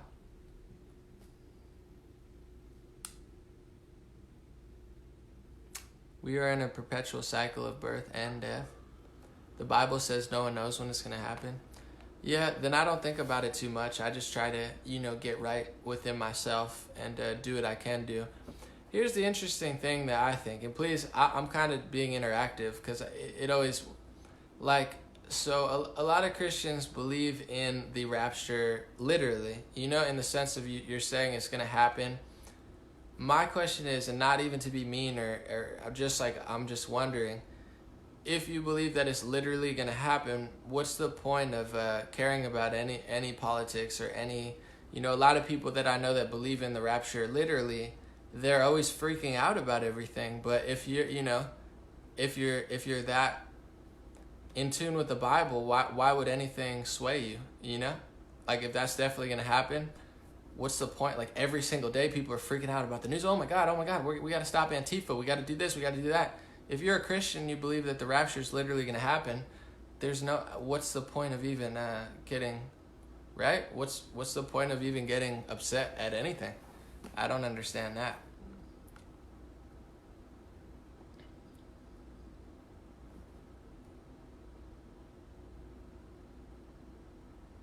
Just going to read some. Thank you, Gaspar. Appreciate it. Are you going to rush Area 51? No. Steve said, because we Christians have to still fight the good fight. No, I definitely think so. But my thought too is, and like I said, I'm not we have to live here till it happens. No, I know. I'm just curious on that sense. But like I said, because I grew up, like I said, I grew up Catholic. I know some people are saying it's good. Some people are saying get away from the Catholics. I never really, I got taught the stories, but I never really read the whole book. I started reading it. It's a long book, so I'm not all the way through. I want to read it incomplete, and then I could really tell you what I think about it. Right now, I believe in God. I always have. I feel the strongest connection and to Jesus Christ and Christians out of any religion by far. That's where I feel like my calling, and it's drawing me in. However, like I said, with all of these, the rapture and stuff, I can't really give you my exact answer until I want to fully read the book. I really want to read it. I've heard all the stories. I've watched documentaries. I have friends who have different perspectives. I have to read it for myself and get my full perspective before I could really answer all these questions. But I also, from what I've seen, like I said, I have to read it. I feel like there's a lot of deception going on as well. I'm reading multiple books now, but there's also, Christian leaders throughout history who have said certain things that Christians today are completely ignoring. And, where it's like there's a lot of different beliefs and obviously it's totally watered down now. I mean, half the Christian churches aren't even really Christian. I've listened to Baptist Christians talk, and they believe every single word from both testaments, and they're very extreme, but they actually believe the Bible. I don't know if you guys know who Pastor Steven Anderson is. Do you guys know who Pastor Steven Anderson is? He's very, very controversial, but he's also very, very interesting because he's just so blunt. It's almost impressive, even if you don't agree with him. But Pastor Anderson, Google that, YouTube that, Pastor Anderson. He's on USA Today. He's ruthless, but he believes the whole Bible. He even made a whole documentary. It's called Marching to Zion. Very, very interesting. Someone said he's hardcore. No, I know a lot of Christians don't like Pastor Anderson, but it's you see a lot of these Christian churches where it's they're not even Christian, and then you see someone like him, he's full blown extreme, and then you see a lot of these churches where they're just buying all these private jets and telling people to, they're politicized to the point where they're not even, so it's I got to read the book for myself, but I think within the religion, there's a lot of people that are very, very lost and confused. No, the documentary is impressive. And then, he says some very interesting things where, they need to be countered if people don't agree with them. But then you hear him talk, on USA Today, and he's so extreme. They said, the guy on USA Today said, Pastor Anderson, are you an extremist or a religious zealot? And he goes, I'm a religious zealot. Like he takes that label proudly. I actually saw him. Someone said Steven Anderson rocks. I mean, he's very controversial. I first saw him. I think it was Roseanne's son. Was like, oh, I like this pastor. He's very edgy. He's very, very anti-PC. And I saw him. I was like, whoa, this guy's going off. And then I saw his documentary. And then I saw him on USA Today, and I was like, whoa, this guy's next level. But it's like, a lot of people, I'm not, like I said, I have to read the book for myself, but I have, there's so many Christians out there. There's some Christians who say, oh, Trump's not Christian. And then you got Christians who are like, oh, we need to, if you don't believe in the state of Israel, you're not Christian. And then you got Pastor Anderson who says, none of you guys are Christian because you're not even following the Bible. So it's like, I enjoy the dialogue. I enjoy the debates. I enjoy the, the differences. But from my personal perspective, it's still in the lengths as far as, what I truly believe. I believe in God. I believe that Christians in the last couple years seem to really be, not all, obviously, there's obviously terrible people, but there seems to be a push, for good in the world. And it seems like, I've been connected in the last few years, but it's definitely just learn. The more you learn about everything, it's fun.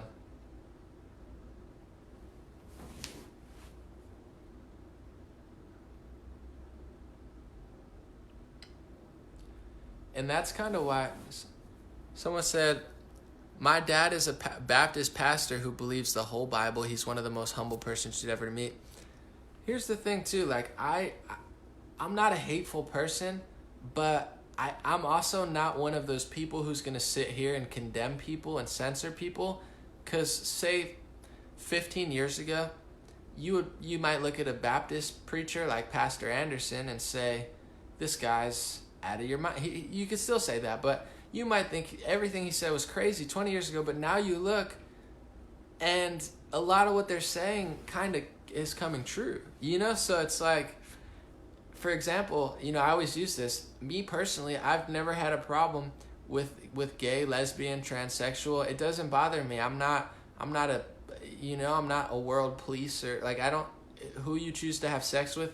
It's none of my business. I have friends of all different sexualities.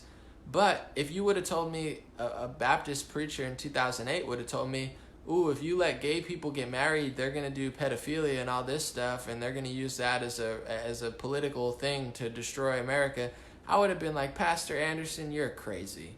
But then 2019, they did kind of do that. They used the LGBT community to kind of bring forth other stuff.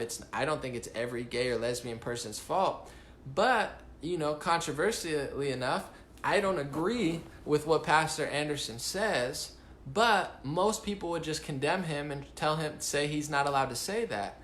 It's very edgy and in some cases very, messed up, but I think he deserves a seat at the table to have a debate. I want to see Pastor Anderson debate another Christian. And that's I guess that's kind of the thing that, I'm not mean or mad, and it's hard to even say these things because people will take something out of context and try to say I agree with them, but, I have Christian friends who say, we must, support the current state of Israel in full, we must sell out the Second Amendment, we must do this, and then you have Pastor Anderson who makes a whole documentary kind of explaining how that's not a Christian perspective, and he kind of traces where it came from, from the Bible that had the footnotes, from, the Rothschilds movement to make that a thing in Christianity, to the Christian leaders of the past who never felt that way. It's not a full-blown Christian thing like a lot of Christians think. I'm not saying it is or it isn't. I have my personal thoughts and perspectives and beliefs. However, there needs to be a debate and a conversation, you know, and that's where like people try to shut me up or silence him, or, you know, I don't agree with what he's saying sometimes. Like, he's very, very extreme. However, you know, he gets to the core of some things, as ugly as it may be sometimes, and it's like, I want to see other people who don't agree with him have a debate with him. That's why I do my whole thing, Make America Debate Again, you know, because it's like, I want an Orthodox Jew to debate with Pastor Anderson, to debate with a Christian who doesn't agree with them, to debate with a Muslim who doesn't agree with them. Like, how is that wrong? I want the most extreme Jew to debate with the most extreme Christian. I want the most extreme Muslim to debate with the most extreme Christian. You know, like, I want those type of debates. I don't want these watered down, like, Christians who are trying to make Palestine gay. Like, that's not, you get what I'm saying? I have no interest in this, like, modern day weak conservative stuff. I want the most, like, I want Pastor Anderson to debate with Louis Farrakhan, to debate with, like, you know, a top, like, the top rabbi in Israel. Come on, who doesn't want to see that? Like, that's, you know, that's the future. This other stuff is, like, watered down. I condemn that person first. I'm over it, because a lot of people feel how Pastor Anderson feels. They won't just say it. A lot of people feel how Louis Farrakhan feels. They won't say it. A lot of people feel how the extreme religious, you know, Orthodox Jewish rabbi in Israel feels. They just don't want to tell people, you know? But it's like, people need to just say it, you know? Someone said Pastor Anderson may not debate. Yeah, he might not want to, you know? He was on Jesse Lee Peterson. It was interesting. But, you know, it wasn't a full-on debate or anything.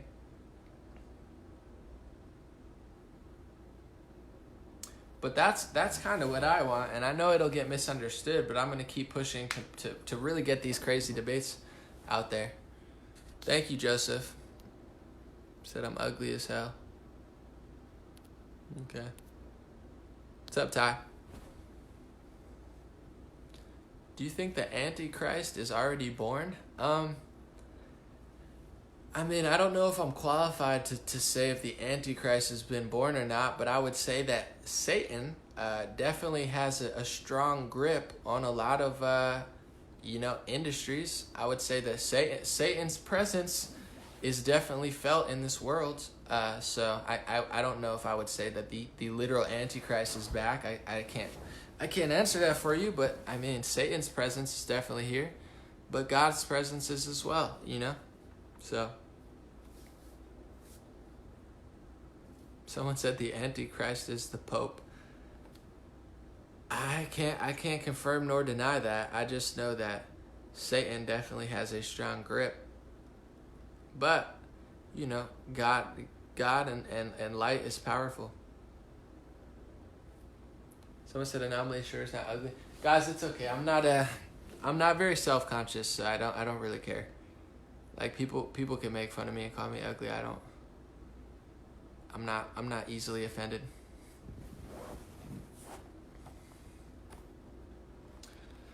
I'm a rare breed when it comes, like, we were talking about Pastor. I had a long talk with my buddy Andrew. I mean, I talked to him, Andrew Meyer. I have a good debate with him. It's on BitChute. But we were going on a walk, and, you know, he's an Orthodox Jew. He was telling me a lot of stuff, because people hear the stuff I say, and, like, you know, now, like, I don't like all our support, and I think we're selling out our amendments, and people get the wrong idea. It doesn't come from a place of hate. When I talked to my buddy Andrew, who's an Orthodox Jew, I told him, I don't care if people in Israel think they're better than other people. And he's like, what do you mean? I don't think that's right.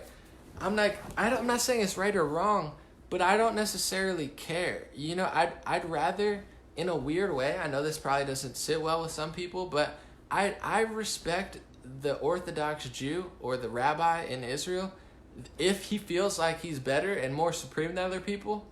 I respect the guy who just says it rather than the one who lies and says he doesn't feel that way when he actually does feel that way. I think the world would be a better place if everyone stopped lying. And, like, he was like, I don't agree with, you know, he's like, there's a lot of people who in Israel who feel like they're better than everyone else. I don't agree with it.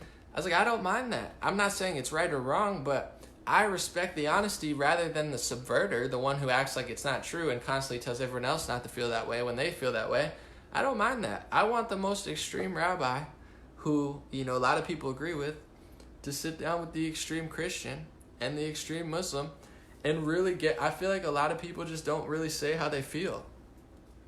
I don't actually mind it. I wouldn't mind if people felt better than me as long as they didn't lie about it.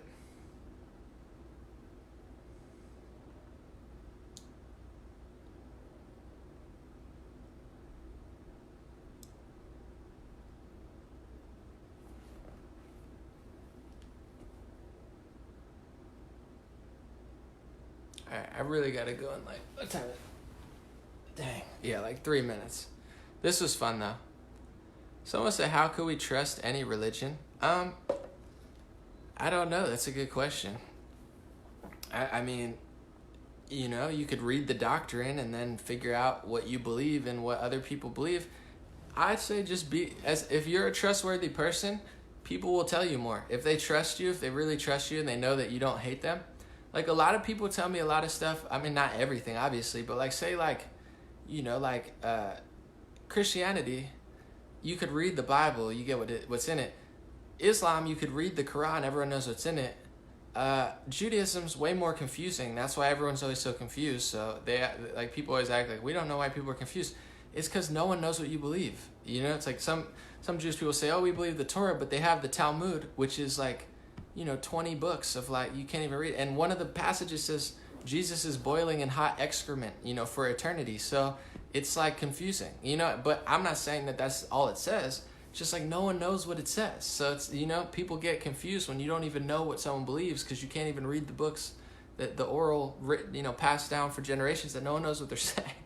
So it doesn't really breed trustworthiness unless you're like a Christian Zionist who, you know, thinks your whole life's mission is to, you know, support Israel. Then those people believe you, but a lot of others, it's confusing. So how do you trust any religion? I don't know. I trust Christians that I like. I trust Muslims that I like, and I trust Jews that I like. I don't trust the religion themselves, but it's like I have Jews that I really, really trust. Many of them, you know, where it's like they know I'm not lying. I trust them, and, you know, they trust me enough to tell me certain things, and, we have a actual friendship outside of our religions, and that's great. I have Muslim friends. I don't trust every Muslim, but I have Muslim people who they've gained my trust, and I've gained their trust. Same with Christians. I don't trust every Christian, but so I don't know if you should trust the whole doctrine, but trust, I mean, you know, find people that you do trust and, you know, make sure that they're trustworthy. I don't know that the entire doctrine is, any of them are to be trusted as far through. Someone said it's the heart. Yeah, the heart and the soul. Like, and a lot of the division and disdain comes from, you know, the deception, the lies, and also the intolerance. Like there's a lot of people who they've already have their mind made up about a lot of things in a lot of religions. So, you know, I get it. It's a tricky thing. Like, a lot of people don't trust a lot of people. Someone said, I trust God. That's a win. There you go.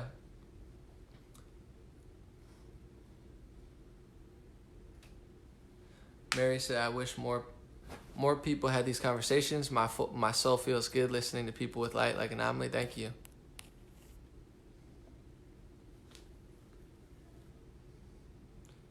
Mike said, do you know what it says about Jesus and Mary in the Talmud? No, yeah, I do know. Unlike, I do.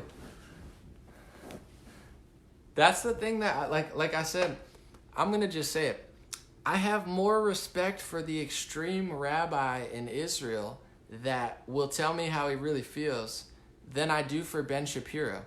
I'm not always trying to pick on Ben Shapiro, but I'd rather a rabbi in Israel just tell me, I don't like Jesus, you know, it's a totally different, you know, perspective. Like, he may or may not feel better than me. I have Jewish friends. They tell me it's not a big secret to me. Like, not all, but some Jewish people do have a supremacist ideology. You know, they feel like they're better. Not all, but, you know, a lot. As far as, I would say, more than white Americans, although the media would not portray it that way. I don't actually mind that. In a weird way, if you tell that to me, it doesn't bother me. Like thinking you're better than me or other people. It doesn't, and that's not all. Don't get me wrong. I'm just saying in Israel or like among Orthodox, there are people who have a supremacist ideology. Not all, but some. Ben Shapiro, to me, he's the lowest form of like sneak, because he tells Christians that Judeo-Christian people have shared values, and in many ways it's true. Many ways it's not. It's like definitely, like we all, I mean, there's Muslims who have shared values. You could say Christian Muslim. There's the value of like controlling your women and not allowing pedophilia. Like there are overlaps in every religion. But then yesterday Ben Shapiro admits like a lot of Christians are like, dude, Judeo-Christian's the same. If you're a Christian, this is just my perspective, your whole religion's based off of the Lord Jesus Christ, God, and Jesus Christ. And Ben Shapiro admitted on a show yesterday that Jews don't like Jesus Christ, or historically they haven't. He said that. He's like, Trump's calling himself God, and he's the king of Jews, but it doesn't make sense because Jews don't really like Jesus. I'm not saying all don't, but in the Talmud, it says he's boiling in hot excrement for eternity. So it's like Ben pushes this false lie of like Judeo-Christian when it's like Christian Muslim, Judeo-Islam. Like there's overlaps in Judaism and in Islam. There's overlaps in Islam and Christianity. The fact that he's pushing to Christians that he's exactly the same when their God is someone that he doesn't even like. But he doesn't want to say that, because if Ben Shapiro told you how he really felt about Jesus Christ, he probably wouldn't have it. He wouldn't have a news network. It's like more Christians like him than Jews. Most Jews in America don't even like Ben Shapiro. Even a lot of right-wing Jews don't like Ben Shapiro. My friend Andrew Meyer hates Ben Shapiro.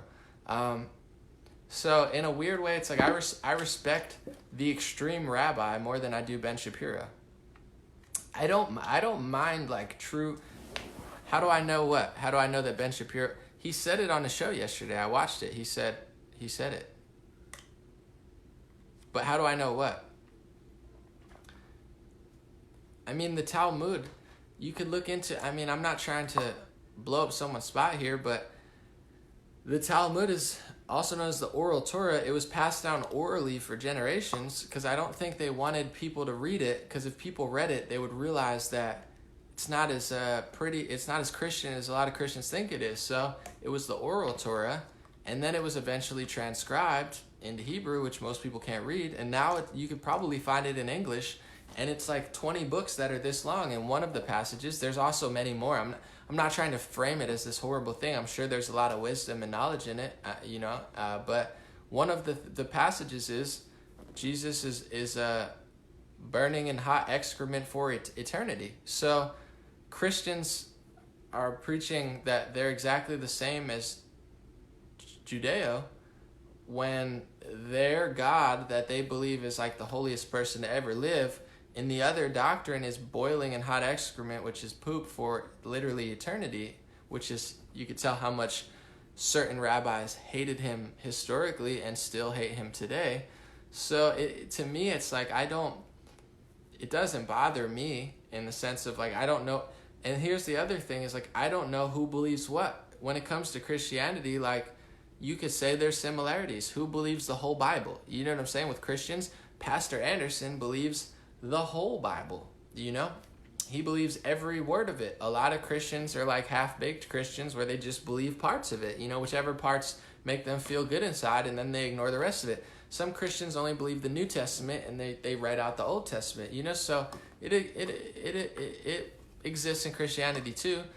If you believe every single word, you're very extreme like Pastor Anderson. If you just believe parts of it, you're nice. You might be a liberal Christian who believes like, this little part about peace and love, but you ignore the rest of it. I get it, but with the differences, same with Islam, but the difference with Judaism, I think, is there's a lot of mystery there, and I think it's on purpose, So, the Torah you can read because it's part of the Bible, but the Talmud, most people don't even know what it is. And my buddy Andrew Meyer always preaches the Zohar. The Zohar is a collection of like 20 books that are as big as the Bible. It's enormous. Most people have never read it all. So the mystery kind of adds, confusion, because it's like, what do you believe? Do you believe the Zohar? Do you believe the Torah? In Judaism, and most ethnically Jewish people are atheists. So in America, I think, 80% of Jews or so vote Democrat, and around the same percentage are atheist, People like Andrew Meyer, my buddy who I talked to, you could watch the whole conversation. He says that it's a lot of the atheist Jews that are, causing problems, that in his perspective. And I don't know, but it's like there's no other religion that you don't even know what they really believe. Like you could read the Bible and then you could figure out, but to read the Talmud and the Zohar, it would take me 20 years. Someone said I believe the whole Bible, and I'm not, none of it. It's more interesting to me than it is like, I don't know. I don't mind. I'm just curious. And that's why when they push anti-Semitism laws, I don't agree with that, because one of the ways to make people more disdainful is multiple ways. Censoring speech does not make people more hateful. Taking no accountability does not make people less hateful. Always playing the victim card doesn't make people less hateful. And also not telling people what you believe doesn't make people less hateful. So it's like there's a lot of ways to, lower anti-Semitism in my perspective, and it's a lot of ways that not all, but many, people don't want to do. And there's a lot of, there's a lot of discussion of that among the Jewish community too, because most Jewish people are ethnic and, not even religious. So, and the reason I've talked about it more for two reasons recently. One, it's been in the news a lot. Trump's on Twitter calling himself the king of Israel and the return of God. He's literally tweeting this. He's like, "Oh, somebody called me God. Let me retweet it." Dude's a madman. He's funny. So it's been in the news. I'm not just trying to talk about it every day, but also to me, it's the most interesting. It's like Christianity, I've talked about it for 20 years, but I didn't know anything about Judaism or even Jewish, but it's to some people, it's an ethnicity. To some people, it's a religion. To the people in the religion, there's 3 different doctrines that they read from. You don't know what they believe. In the one that they never talk about, there's some pretty inflammatory stuff about Jesus Christ. And then, it's like, I don't know, I'm not knocking it, but it's like, it's confusing. And then, you got to at least be self-aware enough to admit why you're if that was my religion or ethnic race, I would understand why people were confused. It's obvious. So, that's why I give props to my man Andrew for having a conversation about it. He's willing to debate with me. He's willing to debate with Adam Green from No More News, who does a channel where he just, constantly puts a lot of clips of what Israel's doing and a lot of anti-Semitism laws and all this stuff. Adam Green at No More News. A lot of people on the right wing condemn him and say he's anti-Semitic, but Andrew Meyer, who's Orthodox, he has debates with them, and I love that. It's like that's the truth. Like Andrew talks to me. He wants to.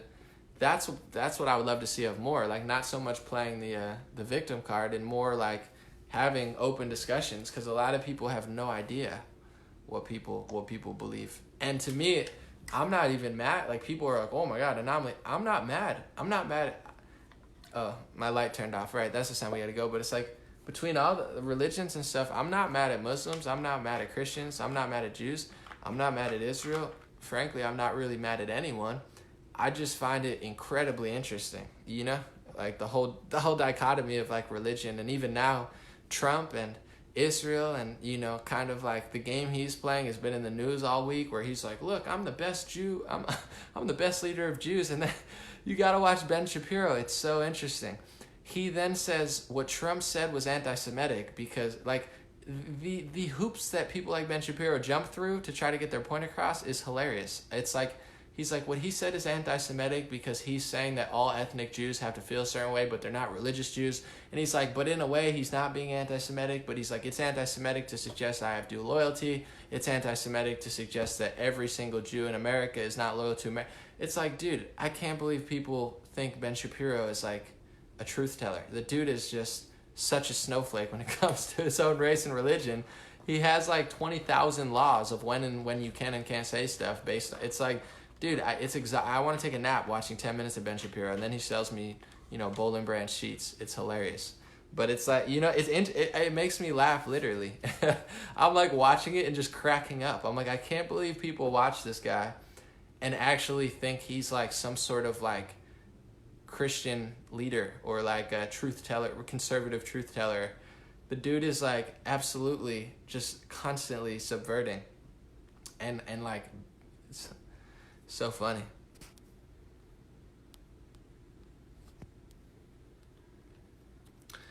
Valeria says, my girlfriend in Sweden says that Trump is Jewish. He might be. I don't know. I don't think Trump is Jewish, but I mean, Kushner is. A lot of his grandchildren are. What Trump definitely is a Zionist. And I'm not even saying that in a derogatory term. Study Zionism. Zionism is not just Jewish people, so there's no way to call it anti-Semitic. It's honestly mostly Christians pushing it. Zionism is the movement, you know, the creation of the current state of Israel, and you know, Trump is a full-blown Zionist, you know, and some people love that, some people don't. Me, I'm just you know, I'm not hateful, I'm just observing and, you know, kind of bouncing things back, and I'm like, what the heck is going on? But he is definitely like, there's a reason he, you know, tweets about Israel and Jewish people a lot. He's not, I don't know if he is Jewish, but he definitely does want to be the leader of Jews. And what Valeria said, I'm a Zionist, that's fine. Yeah, you know, I have people who watch my channel who love Zionism. I have people who watch my channel who are, you know, against Zionism. I don't discriminate. I just speak my mind, and people, you know. But when it comes to that, there's a whole, the reason, like, I don't think Trump is Jewish, but a lot of Christians have adapted this form of or belief of what they believe that the Bible says, that they're going to create, you know, the return of you know, the, you know, Jesus or the return of Christ through their, you know, what they're doing in Israel. And that's even within Christianity, that's a very interesting debate, because there's many Christians who believe that, you know, Zionism is the way to go, and that it's what the Bible says. And then there's a lot of Christians like Pastor Anderson and others who are against Zionism, and they believe that it's going to create the Antichrist. So you have a debate going on in Christianity right now between Christians who think that Zionism is to return the Messiah, and then you have your Pastor Anderson types who believe that it is going to create the Antichrist. And I have to say, it's a very interesting conversation. You know, I mean, it's so much deeper than even left and right. When you realize that this is going on, that's why my streams have been different recently, because I'm like, it's so much bigger than even money. Like, you know, Ilhan Omar said it's all about the Benjamins, and they got mad at her. First of all, it is about money in many ways, but in some ways she's wrong, not because of what they said, but she's wrong because it might not even be because of money. It might be literally because of like religious reasons. You know, you have religious extremists who, you know, are fulfilling a prophecy. Someone says, I like Trump. I made a song called I Like Trump. And my thing is too, a lot of people grow very hateful because certain conversations are not allowed to be had. Like me, I'm not a hateful person. It takes a lot to really make me mad. However, you know, a lot of people do get mad because they can't have certain conversations. That's why I really like Andrew Meyer. I'll keep bringing him up. He'll debate with some of the most anti-Zionist people, even though he's a pro-Zionist Orthodox Jew, and it makes people less hateful. Some people will never be less hateful, but when you have a conversation, people will want to hear that. If you tell people you're not allowed to say that, it's anti-Semitic, you can't think that way, they just get more upset. You get what I'm saying? So it's actually, a lot of mainstream right-wingers don't want to have this conversation, but what it's doing is building a lot of people who they would consider on the fringe. It's making me more popular. It's making, you know, because I'll point out a few things. It's making people like Nick Fuentes more popular. Someone pointed out Owen Benjamin before. It's like, it's making him more popular, because if people want to hear the counter perspective, they can't hear it, you know, in the mainstream right wing, so they have to, you know, watch a Pastor Anderson documentary, or listen to me, or listen to Owen, or listen to Nick. We're all different. We're not exactly the same. Like, none of us, you know, I'm not, you know, like, for the sake of people will be like, oh, but I'm just saying, like, I've had these conversations with people too. It's like, why do you think that people go and listen to us it's because there's going to be a counter perspective in some ways. We all have our different, way of presenting it and our different beliefs and our different ideologies. But when there's only a few places to get the counter thing and, all the mainstream are trying to almost make it illegal to say, that's when it becomes a little iffy. So I'm trying to host more debates. Like, I would love to have a Pastor Anderson Christian Zionist debate. It would be heated, but I already did that. I had someone from the Zionist Organization of America, and I had him debate Adam Green from No More News. It was a little bit of a sloppy debate, I'm not gonna lie. Like, both of them are cool, good people, but overall, like, I think it could have been better. But I want to host that in a weird way. I want to learn. But and I think the stuff that I said today, it's all like an interesting kind of debate and thing that's going on that no one really talks about. Someone said too much religious talk. I mean, you don't have to be here. It's 12:08. I really got to go. But you don't have to stay. It was an extra long live stream, but we talk about politics a lot. Sometimes we talk about religion. People brought it up, and I just wanted to go the whole way. I just wanted to explain what's kind of going on in Israel and kind of the double perspective on it. I think it's valuable to know what's going on rather than just shout Ilhan Omar every day. I'm not even a fan of her, but it's like what's actually going on is much deeper and much more interesting than most conservatives will say. So that's what it is. I really gotta run though. Thank you, Jody. God bless you guys. God bless America. God bless your family. God bless the world. I hope you enjoyed that. I had a good day, and I hope you guys have a good week. I'll probably post a few videos in the next week, but I'm going to post a lot of stuff. I'll tell you later. I like to just be a little mysterious, but I'm going to have a good week, very good week, and then check out my link. I would love to see you there, and I would love for you to ask a question. I already know a lot of people have bought tickets already. It's going to be great. I'm looking forward to meeting everybody. Also, chatting with you in person, especially people who got VIP tickets. They're all sold out. And hearing your questions at the town hall. It's going to be a blast. I'm really looking forward to it. And, I'm trying to make America debate again. And hopefully with everybody's perspectives and people at this town hall asking questions, the more you meet people, the more you hear the nuance and different perspectives. Like, even, we'll end it like this. When it comes to like race, religion, and gender, if you've never met anybody from a different religion or a different race, it becomes a little bit like, oh, you think it's all like this because that's what you hear on the media, or maybe a majority may feel that way. But when you actually meet a lot of people and hear their stories, you start to realize that there's a lot of diversity in every religion and every race, where it's like it's not all black and white. And I hope that this event and my streams and other things really bring that out, because the reason I'm not hateful, multiple reasons, but one is because I've talked to so many people. You can't lie to me and tell me that everybody feels this way when I know that there's more to that story. There's more. I know too many people already that break the narrative, where it's like if you only listen to certain people on a live stream, or you only watch one person on YouTube or Fox News or something, you might think that everyone's like that. But when you really meet people at my town hall, I'm sure it's going to be diverse in thought, it's going to be diverse in religion, diverse in gender. All 10 million genders will be there. People can hear stories and be like, wow, I've never, if I saw more people like that, I wouldn't feel that way so much. So it's going to be a beautiful event, hopefully. God bless you guys. 3 hours, that's crazy. That coffee really hit me hard. I took a nap earlier, that's why I'm feeling yamped up. I just made up a word, yamped up. All right, take care, guys. I'll be back, and check out the link. I appreciate everyone supporting, especially people coming to the event. God bless you guys, and you already know I'm gonna have some good posts. We're gonna have our greatest hits videos the next week or so. I'll see you guys. God bless, Steve.